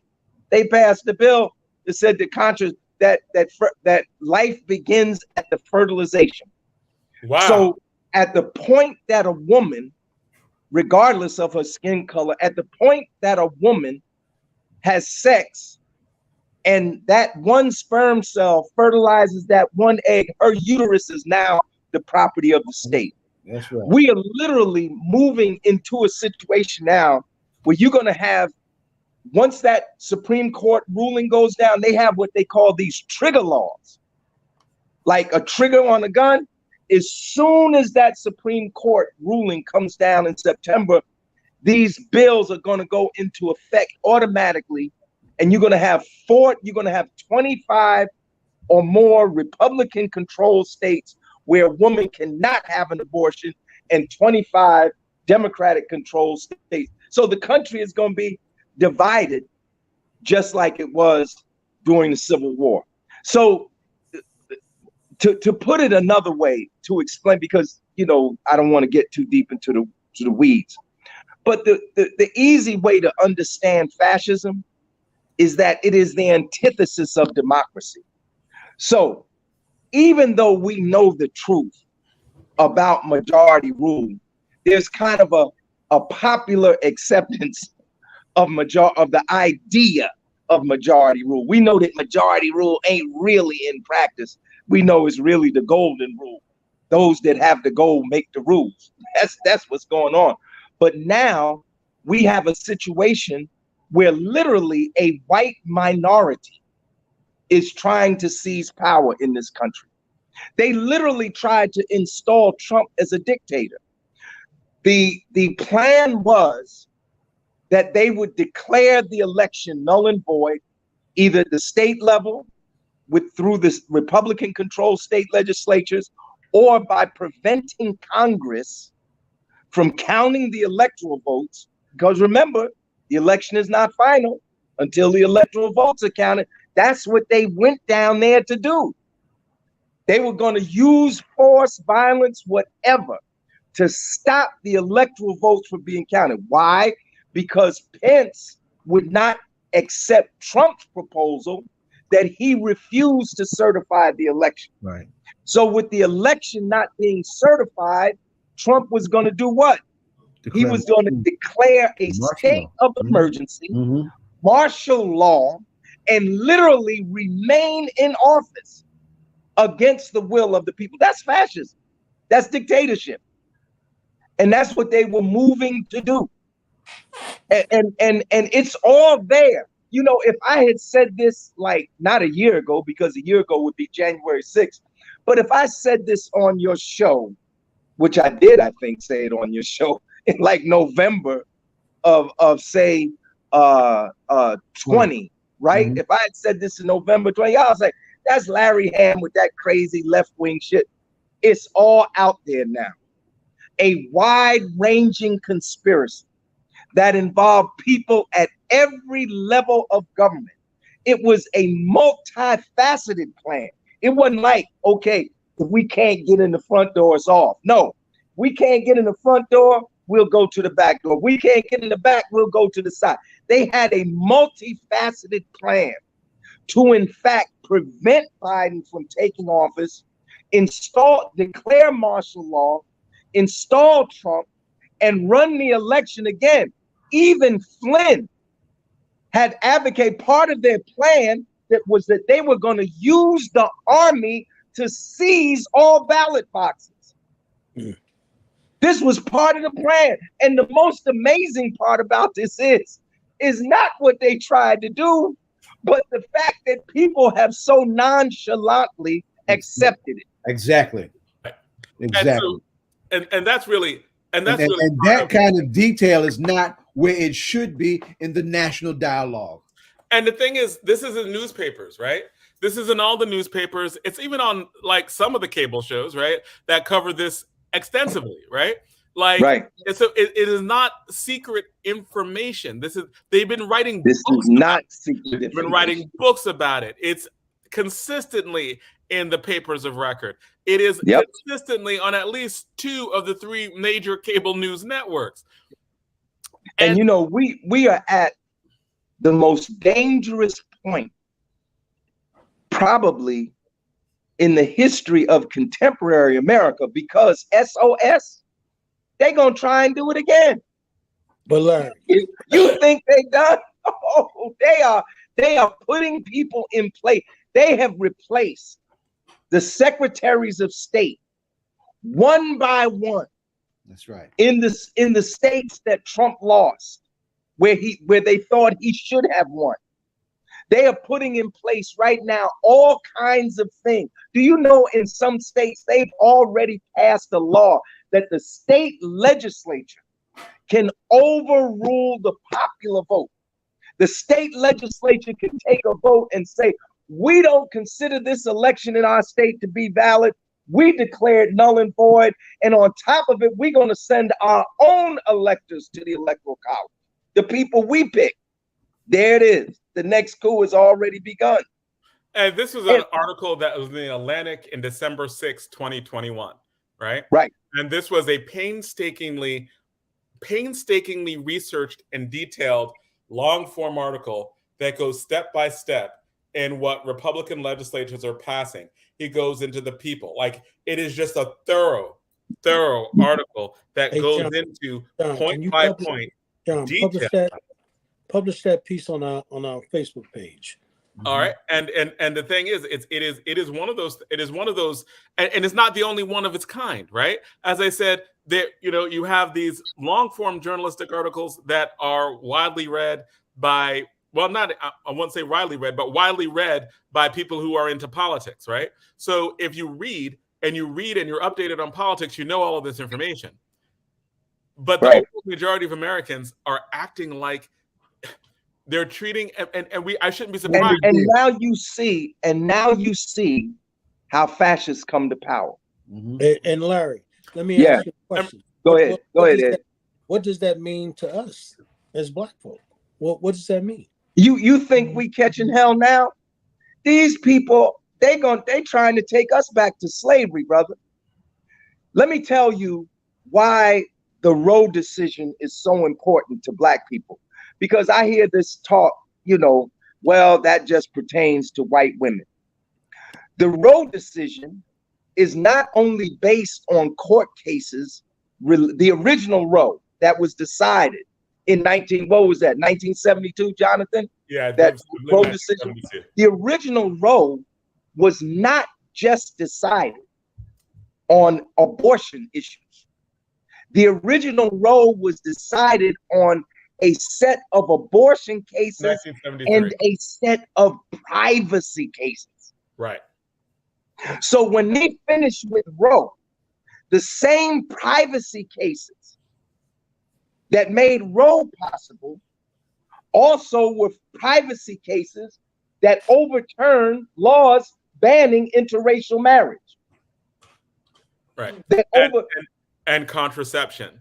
and contraception. Right, like one of the things that was really important about Roe v. Wade, in addition to them allowing a woman's right to choose, was that it was predicated on Americans having a right to privacy, which is not specifically detailed in the Constitution, right? So Right. the right to privacy is real, like, because Roe v. Wade is like when people say my body, my life, my rights, Right. that is about privacy, right? Right. Like between a woman Right. and a doctor. And there's a case, I forgot, is it the Casey privacy case? Was it Casey? Is that the case? But anyway, don't let me lose my thought here. Yes. The point is that they're going after Brown. Absolutely. You know what the Brown v. Board. That's what they're going after. People don't understand that these people have been at war since 1933. They didn't even want the New Deal. They didn't want, go back and look at the congressional record. They voted against unemployment insurance. They voted against Social Security. They voted against bank deregulation. 100 times they voted against. They wouldn't even bring anti-lynching bills to the fore. When Brown went down, you know what these white folks did? They took, a lot of them took their kids out of private schools. Where do you think the root of this whole charter school movement is? It's in the withdrawal of white students from many public schools after Brown became a federal law. They're going after Brown. And you know that Brown has not only pertained to education, it has pertained to every anti-discrimination case in every area of life that Black people have brought before the Supreme Court. In fact, it's probably done more beyond education than it actually has for education, because education is still hugely segregated here in the United States, here in New Jersey. Right. Let me stay on this wave, but link it to Buffalo for a minute. Just for clarification, Casey was 1992, and Casey was a decision that was talking about or analyzing the restrictions on abortion, and apparently brought the undue burden standard of abortion. So it had to do with the evolving nature of how to decide abortion cases. So Casey was considered as part of those extensions of that right to abortion that brought certain provisions on it for another level of protection.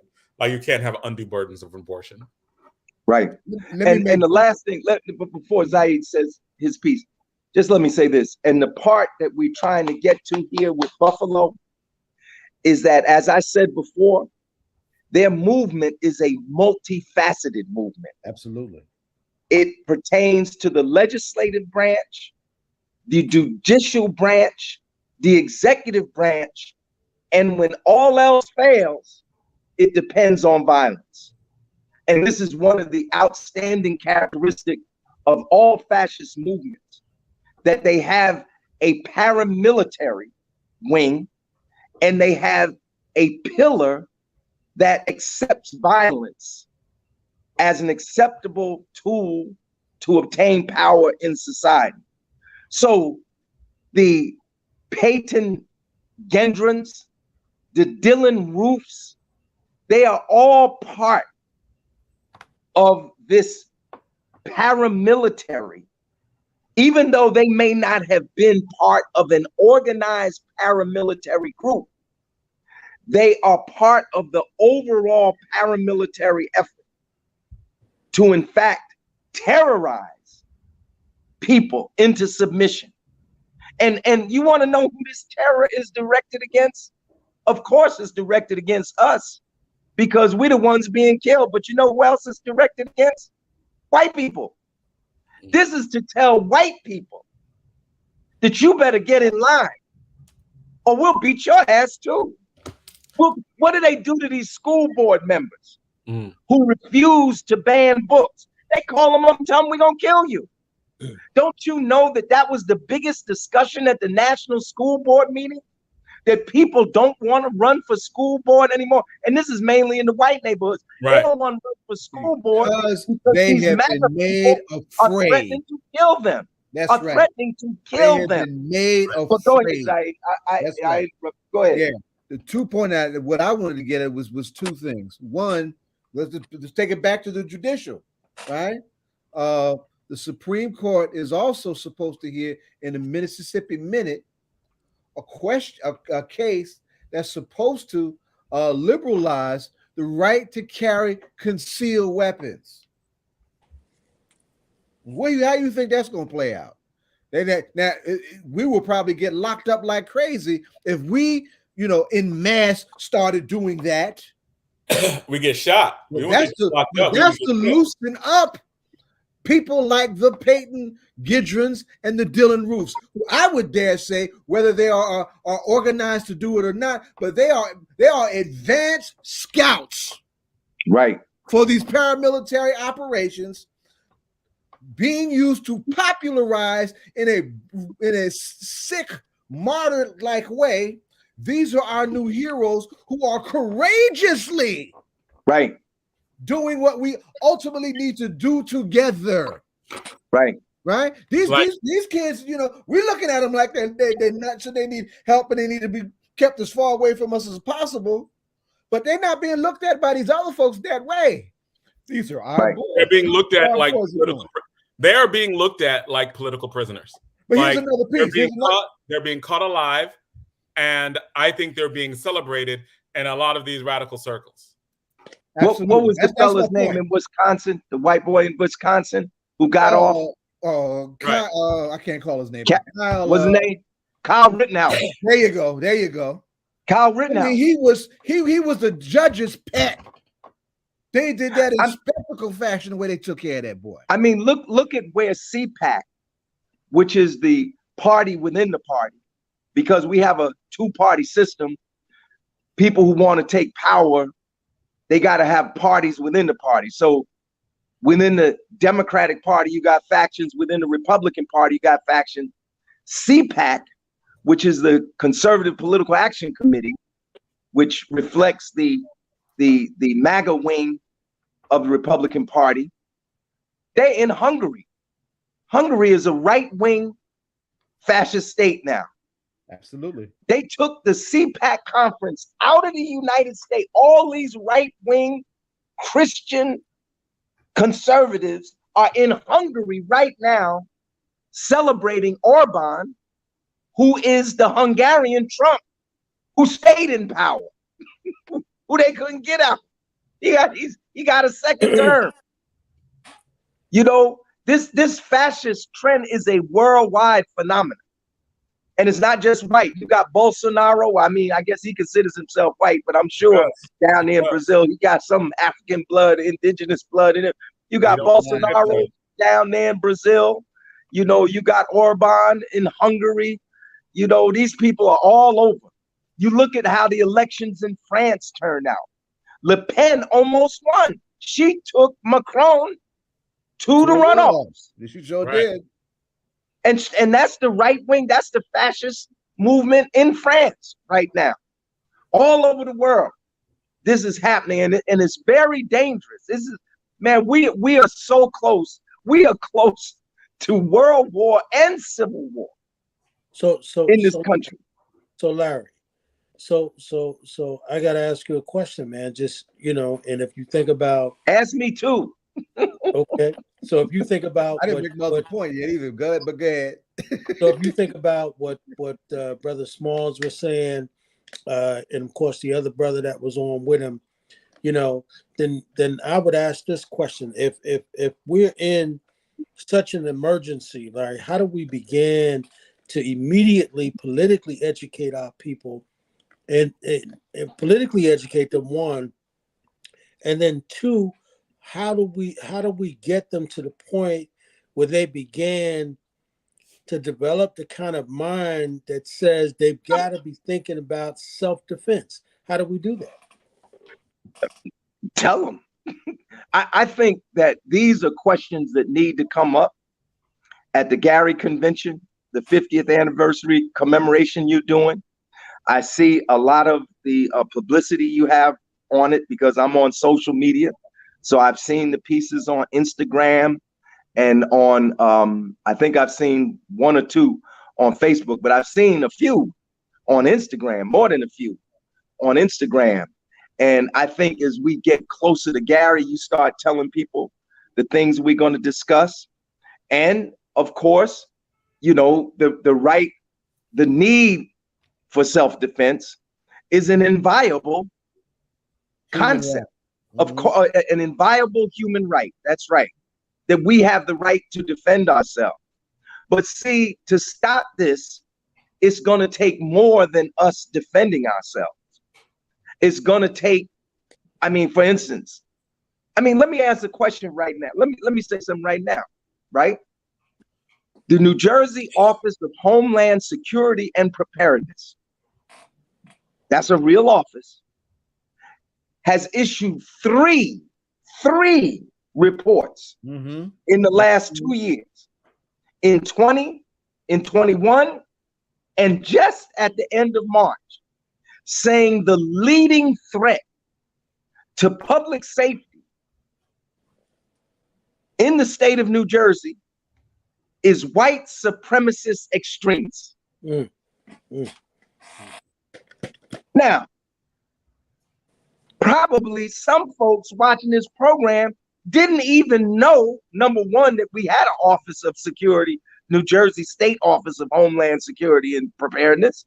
And number two, didn't know that, in fact, they had said the biggest danger to public safety is white racist terrorism. But the question must be asked. State government, county government, local government, you collect our taxes. You take us, every time we buy something, we pay a sales tax. Every time we, every year we pay our property tax. Every year we pay taxes on our employment.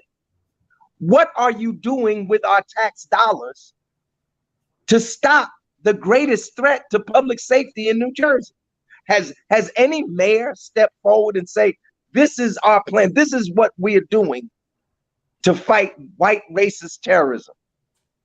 Has any county government, has any county exec come forward and say, this is what our sheriff's department is doing to fight white racist terrorism? Has any state legislator come forward and said, this is the bill that we're introducing on fighting white racist terrorism? Now, they just passed the bill in the House, Ed. That's what that was my second point.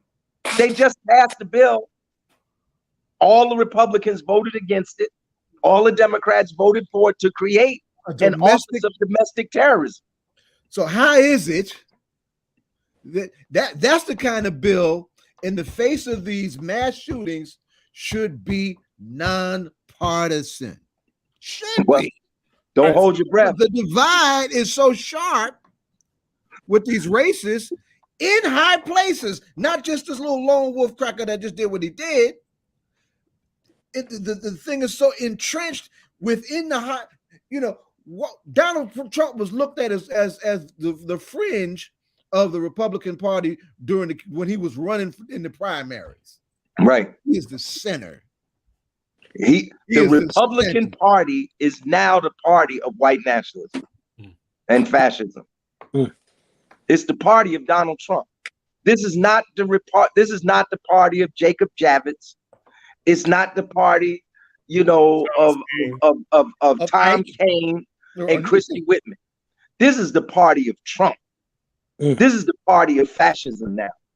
This is a party that's so freaking brazen that its own Congress members participated in the coup. And not one of them ain't nobody in jail yet. That's right. Not one are in jail yet. And the sentences for those who haven't, may not even go to jail. And Right. so Larry, if we say that about the Republican Party now, being the face of fascism and white racism, how do we just oppose that then with black folks, right, still being in that party? Brother, I know this is going to sound crazy, but there were black people that did not fight against slavery. There were black people. What did Malcolm say? Run away. Where am I going to find a better master than this? Where am I going to find a better house than this? Run away. Are you crazy? So there's always been slaves. I don't care. It's not just black people. In any society where people are oppressed, you always going to find oppressed people that collaborate with the oppressor. I mean, just look at the Bible. Just look at the story of Moses. They wasn't out of Israel for a week before Dathan, if you know the story, was telling people, let's go back to Pharaoh. You follow Moses, you're going to die in the wilderness. Let's go back to Pharaoh. So you always going to have some collaborators, you know, with oppression, with imperialism, you know, with racism, you know, and the truth is there's racism in the Democratic Party. But it's just the fact that we have structure. No, there's racism. They are racist. What is Joe Manchin? Another white supremacist. You know, they are racist in the Democratic Party. But the problem is that we have a system that has the two-party system baked in. So at this point, the overwhelming majority of black people that are voting as Democrats. That's just a reality right now. I mean, one day you should get somebody on here to give the breakdown. How many people in the Republican Party, how many people in the Democrats, how many white and black Republicans, how many white and black, I mean, you got to do a concrete analysis of concrete conditions. And once you do that concrete analysis of concrete conditions, then you begin to see your way clear as to how do we get out of this situation? The first thing is we got to stop these fascists. It's almost as if we got to fight two things at one time, which is what happened during World War II. Exactly. And during World War II, they had what was called the Double V campaign, the victory over Hitler abroad and the victory over racism at home. It was called, that's what the people were, the black people was advocating, the black radicals were Double V campaign, you know, and we got to fight, you know. I mean, look at New Jersey. Look at how black people in New Jersey helped save the Democrats. But we can't get one of these bills on police brutality. Why is that? Because the white legislators are scared, or worse, sympathize with the police who are doing what they're doing to black people. But the thing that we have to have is unity. We need a level of black unity like we had, Ed, in the 60s. The level of black unity that we had that could in fact lead to a Gary in 1970. If there wasn't a high level of black unity, it wouldn't have happened. And even with the level of unity that we had, there were still people that wouldn't come to Gary. And there were people at Gary that didn't want to go in the direction that Amiri Baraka wanted to go. So it's a complex thing, but the thing is we got to unify and we got to fight. And resignation is not the answer. No, definitely not. Not voting is not the answer. Voting is not a panacea. Voting is not a magic wand, but not voting is only going to make it worse. And it involves struggling with people. You know, we don't like to struggle. We don't like to be told. Nobody likes to be told no, right? You know, it hurts for somebody. Nobody likes to be told they're wrong. Right. But we got to struggle with folks and understand that we're not going to win everybody, but we got to win enough. But here's the All black people did not fight against slavery. The number of black people that actually participated in slave rebellions was probably 10% of the overall enslaved population. But here's the question I would ask, Larry, because I think that Zaid and I talk about this all the time, even with the mayor, you know, this whole idea of a Black United Front.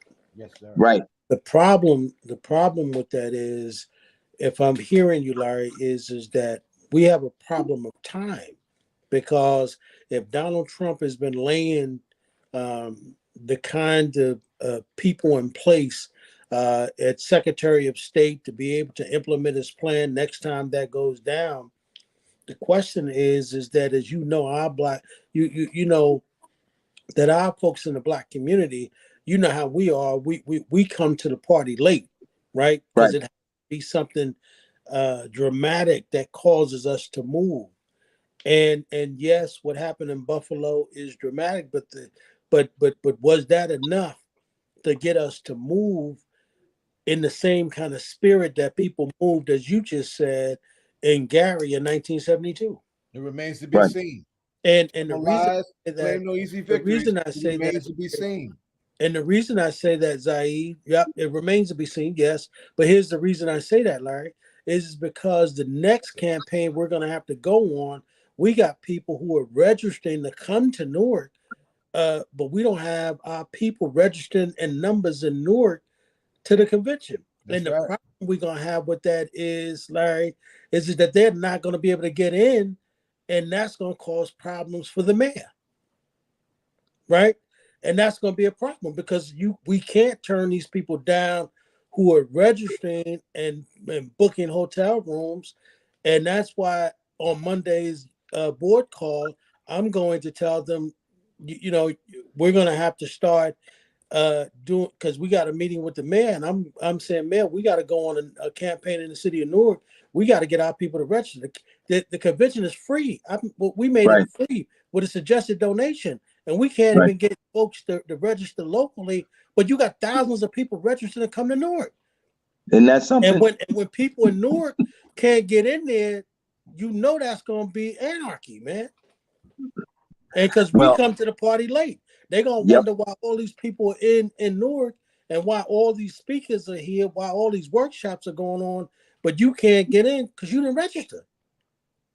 In fact, you know, Ed, I'm working on 3 possible things to do to try and raise the consciousness of the community locally that I have on the table. And then, Adema, I'm going to bring you in on that, because it's going to require, you know, us, you know, you being able to talk about the history of this and why this is important, as one of the folks who actually participated in Gary in '72.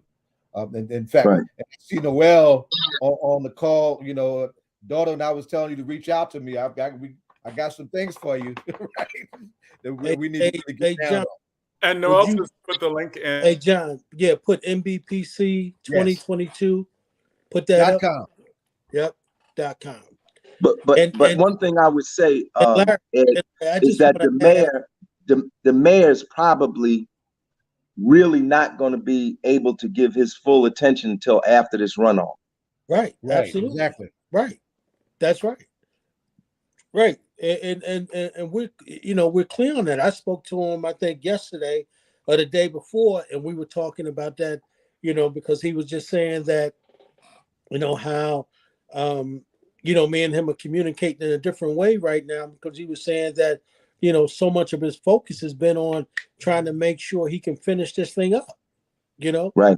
But you're right. But the problem, Larry, is that that's why I said on Monday's board call, I'm going to say we're going to have to start talking to churches, because, you know, I got to start talking to people, because we got to put the message out, because I'm telling you, that's going to be a problem. Right. And the mayor told us that 2 years ago, that he was saying that, you know, he didn't want us to do this to the point where we didn't. And here's the other thing, Zaid, just on vendors alone, we got more vendors coming from New York than in New Jersey. Yeah, that's going to be a nightmare, right? We got Ed, I think one of the things that has to happen is that once the mayor gets past the runoff election, you need to try to work with him to get the other mayors, the other black mayors in Jersey. Like Jersey is not just Newark. And this was the key role But played by. But Larry, we've got to give Newark first right of refusal, and no doubt, no doubt, and that came up no doubt. today, and that came up today, Larry, with some of the sponsors, right? Because Right. even the people who are funding it, one of the things they said is, wait a minute, we want to support the youth convention, but we want to really make sure that these young people in Newark are going to get first right of refusal. They weren't concerned about East Orange. They weren't concerned about Orange. They weren't concerned about Montclair. Patterson. They know. Right. But I just submit this for your consideration. You know, the number of Newark people that participate is going to be one thing, but the number of Jersey people is another thing. And I think you want to try to have both. You want to have significant Newark participation, but you also want to have significant Jersey participation. And see, this is how Donald Tucker got the big convention to be like the thing for so many years. Excellent point. Because he was the head of what was called, I think it was called NJC Leo. It was the association to which all black elected officials belonged in New Jersey. They had an organization. So when Tucker had these black elected, the New Jersey, what's it called? Black Issues Convention, during his lifetime while he was still alive, it was the political event. It was vibrant. That's right. And everybody came to it. And then once Tucker died, you know, it began to go downhill. Now it kind of reached the plateau. It didn't go out of existence, thank God. And I think they're trying to push that boulder back up the hill now. The current big people who are under the leadership, the new president, is Reva Foster. I don't know if you've talked to her, Ed, but you need to talk to Reva Foster, because 33 black organizations belong to the New Jersey Black Issues Convention. And if you're going to have a national black political convention, you need to have them working with you so that they can help bring other Jersey, because you don't want to have a convention and the people come from California and they got a bigger delegation than the people from New Jersey. You don't want that, you know. We don't want that. We want to show that the mayor is strong here in Jersey, and that he's certainly the premier elected official. I mean, he's the mayor of the biggest city in Newark, and he's the black mayor of the biggest city. Now, you know, Ed, I don't know if anybody talked about this history, but you know, Gibson didn't participate in Gary. He was there. I've seen pictures of him there. He was there? Yeah. You saw pictures of Gibson? Yeah, I've seen pictures of him there. Yeah. Okay. I take it back, but he was low key. If he was there, it was very good. He sure is. What are you going to be talking about though? Get Junius Williams. Get Junius Williams to talk. Get Junius Williams to talk about it, because Junius told me that, you know, he kind of fell out of favor because he participated in a big way in Gary. You know, so I don't. You might be right. I take it back. If he was there, he was there. Wait, question. But, I thought that Gary was that, like, Gary helped make the way for Gibson. Was that no? Gibson was already in. Yeah, there were other conventions before too. Right, there were the conventions. The conventions that led up to the election of Gibson were the Black Political Conference that was held right after the rebellion.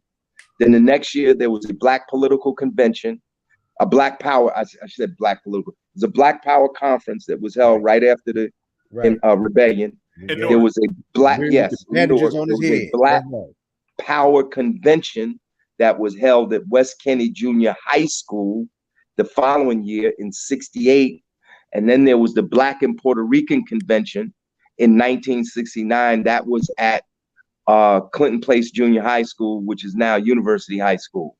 And it was out of that Black and Puerto Rican convention that the community choice ticket came, and that was with Gibson at the head as mayor, and Sharp James, and Dennis Westbrooks. I even think Tucker might have been on the first community choice, but he didn't get elected in 70. And then Gibson gets elected in 70. And then in 1970, you had the Pan-African Congress that the Congress of African People held in Atlanta, which is not spoken of often, but that was a critical runner-up convention to Gary in 1972, in the Gary Convention in 1972. And then in the process in Gary was that there were local political conventions, state political conventions, and out of the state, people went to the national. So in Newark, we had an Essex County Black political convention that was held in the fall of 1971, fall or winter, might have been November, December of 1971. Then we had a statewide Black political convention in New Brunswick. That might have been January of 1972. And the people were elected out of the county convention to go to the state convention in New Brunswick. And at New Brunswick, the people were elected who would go to the national convention at Gary. So everybody that went to, the voting delegates were all elected. There was an election process that led up to Gary. That's one of the things, not the only thing, one of the things that made Gary so significant was that the voting delegates were all elected at conventions all around the country, in the year 1971 and 1972 leading up to Gary. And then what happened at Gary, the National Black Assembly was elected at Gary.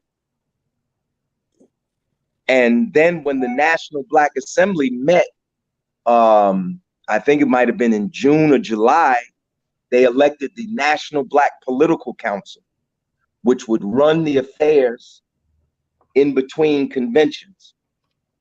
So there was a National Black Assembly, there was a National Black Political Council that would meet in between, because there was supposed to be other conventions, after 1972. But it didn't quite work out that way. Gary kept going, and that part you got to talk about. You got to talk to Ron Daniels, because I was at Gary. I was elected to the National Black Assembly, so I was at that meeting, and I was also elected to the National Black Political Council. But after that was the summer of 74. After that, I was out of it because I went, my term on the board was up, and I ended up going back to college, and that really kind of prevented me from staying in that mix. But who kept it going was Ron Daniels. And Ron Daniels has a whole narrative about what happened post Gary, because he oversaw the formation of the Black Political Party, which came out of the second Gary Convention. I think they had a convention in 76, National Black Independent Political Party. And he was the first president or chairman of the National Black Independent Political Party. And then after that, it kind of faded out, or was done in, or a combination of both. Probably is a combination of both, because they did not want Black people to have, when I say they, I'm talking about the powers that be. They didn't want to have an independent Black political entity, even if it was outside of the Democratic Party. They just didn't want it. They didn't want it. And so Larry, what I'm hearing from you is something on two fronts. One is the urgency of the 50th anniversary of National Black Political Convention, the Absolutely. kind of organizing we need to do. And of course, Ron Daniels said the same thing. He said he thought that this would probably be one of the most important gatherings of Black people in the 21st century, just based on where this country is now headed. So with that being said, yes, there's a there's a lot of organizing that we need to do in the next 85 days to be able to talk to all these people locally and begin to have conversations. But you're right, a lot of that won't be able to happen without the mayor until after the 14th of June. So I Right. think that a lot of that's going to fall on us. That's one. And I think then two, Larry, let me ask you a question. Do you remember Reverend Sharpton being there in 72? I think I've heard Sharpton say that he was there, but don't trust my memory because I didn't think Gibson was there. But Zaire said he seen pictures. Yeah, So, yeah. but I've heard Reverend Sharpton say he was there. I think, yeah, I've heard. And in fact, recently I heard Sharpton say he was there and that he was one of the youngest people there. I know I was the youngest voting delegate. I had been elected. Like I didn't just show up at Gary. And it was wonderful. I just hope. The other thing, Ed, all you can do is do the best you can. Gary came out of a certain set of conditions that existed in the country in the 70s. It's a whole different set of conditions now. But what is clear is the word you just used, and that's urgency. It is urgent that Black people come together and try and hammer out some type of cooperative way for us to work together to confront, the evil. I don't know what other word to use. The evil that faces this country. We might already be in a civil war. These mass shootings are occurring at such a frequency and new level of intensity. I mean, that one in Buffalo may have been the biggest mass murder in the 21st century. I mean, Dylan Roof killed 9 at Mother Emanuel Church.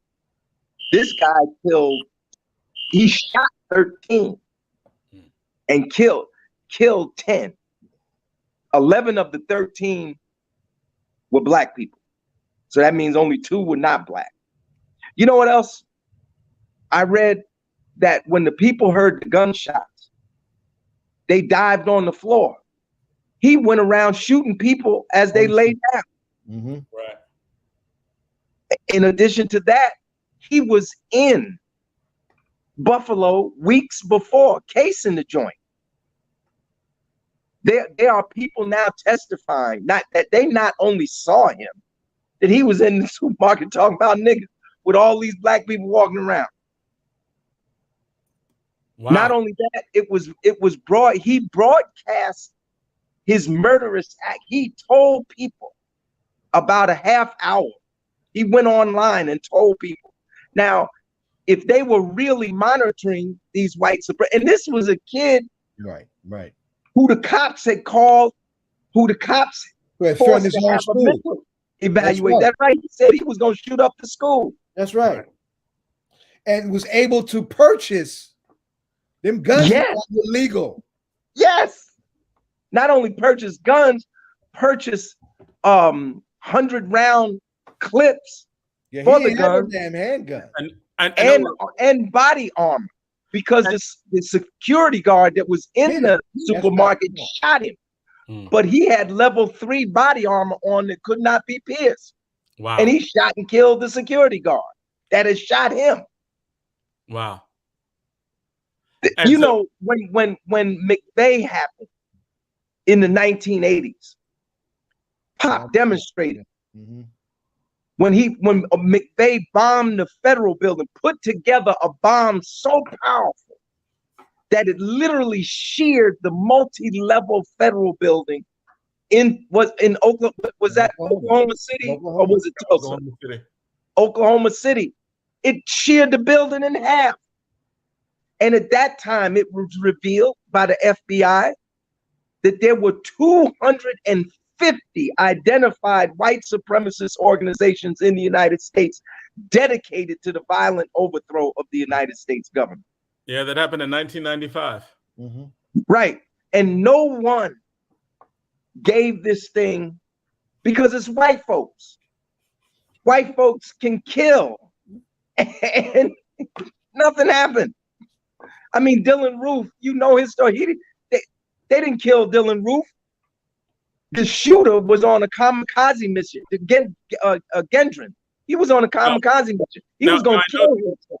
Now we have DJ Rhino's here, and I know we're getting ready. All right, I don't want to take away from my man DJ Rhino time. That's my man. Yes, sir. Peace, brother. Peace. But definitely stay on, because we always like it when you are in this section as well. Yeah. No, because if I stay on, I'm gonna talk and I'm gonna take time away from DJ Rhino. No, DJ Rhino wants you to stay. DJ wants you to stay. I definitely like to get the feedback from my elders. You know what I'm saying, and just to get y'all's word on stuff. And sometimes, a lot of times, it's hard to do the hip hop segment after such heavy political and just what's going on in our society, man, in our communities, man. A lot of times it's hard to go into the hip hop, because unfortunately hip hop nowadays isn't as deep as the other stuff that's going on in our lives, like it used to be. The golden age. That's right. You know what I'm saying? Like it used to be, and that goes back to what somebody was mentioning earlier in the conversation about stole the soul. How do we get the message out to the people? How do we get people to understand the urgency? You know what I'm saying? And I know me and Hakeem Green were talking about it a couple of weeks ago, on the show, talking about how we need to get the artists back involved with putting that message out, because it was such a useful tool back then. You know what I'm saying? When it was going on when we were growing up. You know what I'm saying? And we already know that there's been a whole mission to stop that in the industry. You know what I'm saying? But we're in another time. Music is underground and outside of just dealing with record labels and corporations and stuff like that. So I think this is a chance for people who do have the real passion for our about our issues and what's going on to really artistically put our stuff together and make something happen. You know what I mean? But the question for you, Rhino, right? Like we've had multiple like in every conversation that we've had tonight, right? Whether it was in the first hour, whether it was in this one, there's been a thought that there's a lack of critical content, and what are the structures of oppression? How do you undermine systems of white supremacy and capitalism in those ways? Do we have a structural analysis that people understand? Say that when we were talking about the segment on political prisoners, they were like, people don't even know their political prisoners exist. We have to start from ground zero in order to educate. Right. It seems like the role of art often is to make those complicated issues more reachable, to inspire people to read, to think, in your opinion, with the artists that are out now, I mean, is that even critical content? Is that even a thing, right? Like, even if the artist tried to be conscious, wouldn't that be bad given the people who are out there? Like, I'm just throwing this out there as like, what people who are out there? You mean the corporations? I'm talking about any of the artists that, like, are there any artists who could have a message, or who could have, and I'm not saying a message, but have a method, right? Mm-hmm. More like a method to their art that is critical in nature. Right? The Black Arts Movement was awesome because it was a highly intellectual movement. It was the spiritual sister of the Black Liberation Movement. Yeah, that's what we call it. And it was and the thinking behind it was that there was a level of art that had to force a non-white, like, that recognized white supremacy was also an aesthetic, right? It was also a thing that was artistically put on people that was so common we didn't notice it. The Black Arts Movement was like, we are changing the aesthetic, we are changing the concept of beauty, we are redefining all of those things so that these things that we accept, that get us to accept white supremacy, are going to be thoroughly vetted and questioned and challenged by the art in all aspects, in all manners. right? Is there anything that would even approach that now, or even begin to As even far think, as who's out now, or just artists, or just not even the work that they put out now, but is there like a capability, a thought pattern to even have that as a method? I mean, I think it's out there, but I think it's just, you know, it's sporadic, man. It's this individuals. You know, last week we spoke heavily about Kendrick. You know, unfortunately, like his name and J. Cole's name, those are the only names that really come up when we talk about that. But yeah, Kendrick is definitely, I feel, is doing his part as far as bringing across real issues and trying to bring it across in a way to where his generation and younger generations around his generation will be able to accept it and take it in. It's like, you know, you gotta give a little something else to, you know, to the medicine. You know what I'm saying? Put a little sugar to the medicine. You know, so it's like, you know, he's giving it to them the way they would take it. You know, and in some ways, you know, there's some stuff on there that could be pretty harsh to our ears. You know what I'm saying? Our generation, but if you're listening, and you're hearing the messages of what he's saying and what he's speaking on. As far he talks about white supremacy, he talks about a lot of the issues that we talk about. Kendrick addresses a lot of that stuff. You know, it's just unfortunate that we don't have enough or enough names that we can say that we know of that are doing that. You know what I mean? Because when you talk about the mainstream, those are the only names you're going to hear is Kendrick and J. Cole. But I'm sure there are many artists. I know for a fact there are many artists out there that do speak on these issues, but they're not in the rap game. They're not in the industry. You know what I'm saying? They're doing stuff, you know, independently. So And part of it is that the question is not even about, and help me if I'm wrong, because I'm trying to express this and trying to figure out, like, I don't mean like message as in they talk about issues, right? Because there are a lot of people who talk about issues you might not want them to talk about. Like Kanye can talk about issues. You might not want him to talk about issues, right? Well, I'm talking about the serious issues, the ones that matter, the ones that affect all of us. But you know what I mean? But I'm not really even talking about the politics as much as the aesthetic, as much as the like making art for Black people, but for us as a way of looking at the world differently, right? So it could be about love. It could be about anything, right? Like the subject doesn't matter. And Baba Zaid, am I articulating this in a way that makes sense? As in, it seems like with the Black Arts Movement, there was an aesthetic difference. What they could be talking about love, they could be talking about going to lunch, they could be talking about anything, but it was it was grounded in looking at it from a perspective that was ours. It was about perspective, and it was also about advancing the struggle. It was about raising the political consciousness of our struggle.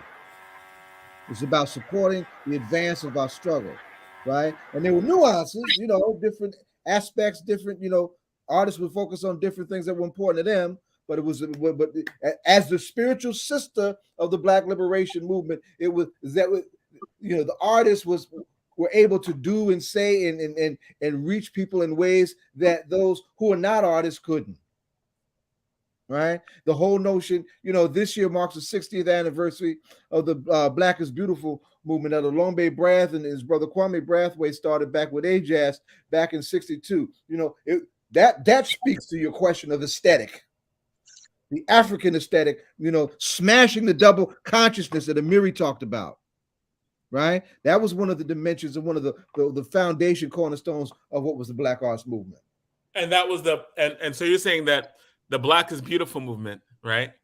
Can you break that down? Can you let us know, like, back in yeah, in fact, there's a new film coming out about that a sister that I was very close to just put out, and I'm trying to track her down. She actually dropped that on the 15th when I was doing my Ballad of the Bullet Revisited series launch with Akinyele Umoja and Charles Cobb on Sunday, Luis Dente, right?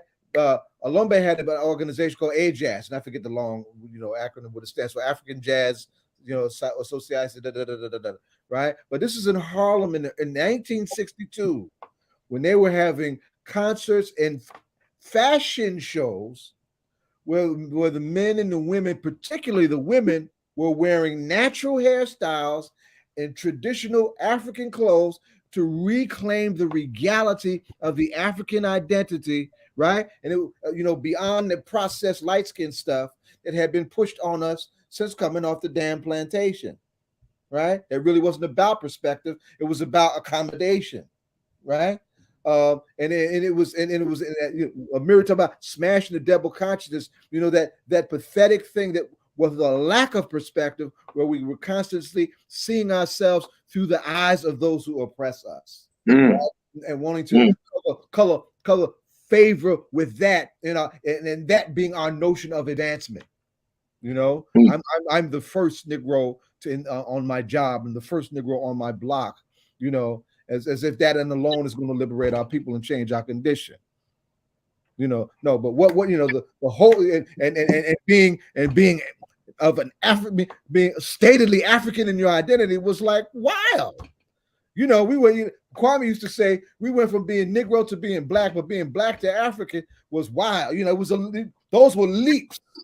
Those are huge qualitative leaps in consciousness that we had to fight through, coming out of a slave-centered, colonial consciousness that we had prior to that, right? So the Black Arts Movement pointedly had an important role in challenging that. Yeah, you and Brother Larry have both said some things that Malcolm has mentioned in his speech. Malcolm is the watershed. Right. Malcolm and John Coltrane. I just played some Malcolm yesterday. I did a set. I know you did. I did a set in Malcolm's Spirit last night, and I ended it with the speech where he was talking about the field Negro and the house Negro. Message to the Grassroots, November 10, 1963. Yes, sir. His most seminal and most sampled of all of the speeches, with Ballad of the Bullet right behind it. Yeah, and by any means necessary. Yeah. So in that, let me just say, rest in peace to El Hajj Malik El Shabazz. Indeed. Yeah, his born day was yesterday. You ought to bring your family to the pilgrimage next year, Rhino. They would love that. You and the Queen and your children would love that. Yes. We're gonna talk about that because yes, I would. We would love that, all of us. And on that, what would you say? And this is like softball, just throwing it out there to you. What would you say is Malcolm X's influence on hip hop, given this conversation we've been having? Now, who you say asking that to? Oh, Rhino. What I think Malcolm X's influence was? Yeah, on hip hop from your perspective, yeah. Well, hip hop was a culture of rebellion. You know what I'm saying? We were, hip hop was rebel music. You know what I mean? It was going against the establishment. You know what I'm saying?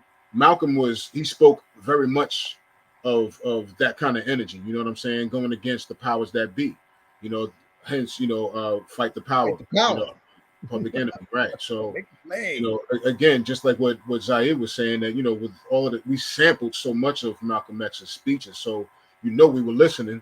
So because we had to know what we're sampling. You had to listen to the speeches, you had to listen and feel them out. We did the same thing with Farrakhan. We played Farrakhan speeches. We would go see him when he was at the Armory in New York City. Malcolm was a huge influence on hip hop. You know what I'm saying? Just because his spirit matched ours. You know what I'm saying? It just matched ours, like what was going on in the streets and the police and just the government and the we used to pass Malcolm tapes out to DJs when we was on the street back in the 80s. Oh man, yeah, man. So he was a huge influence, man. Huge influence. I think you're muted, John. Yeah, you muted, Jonathan.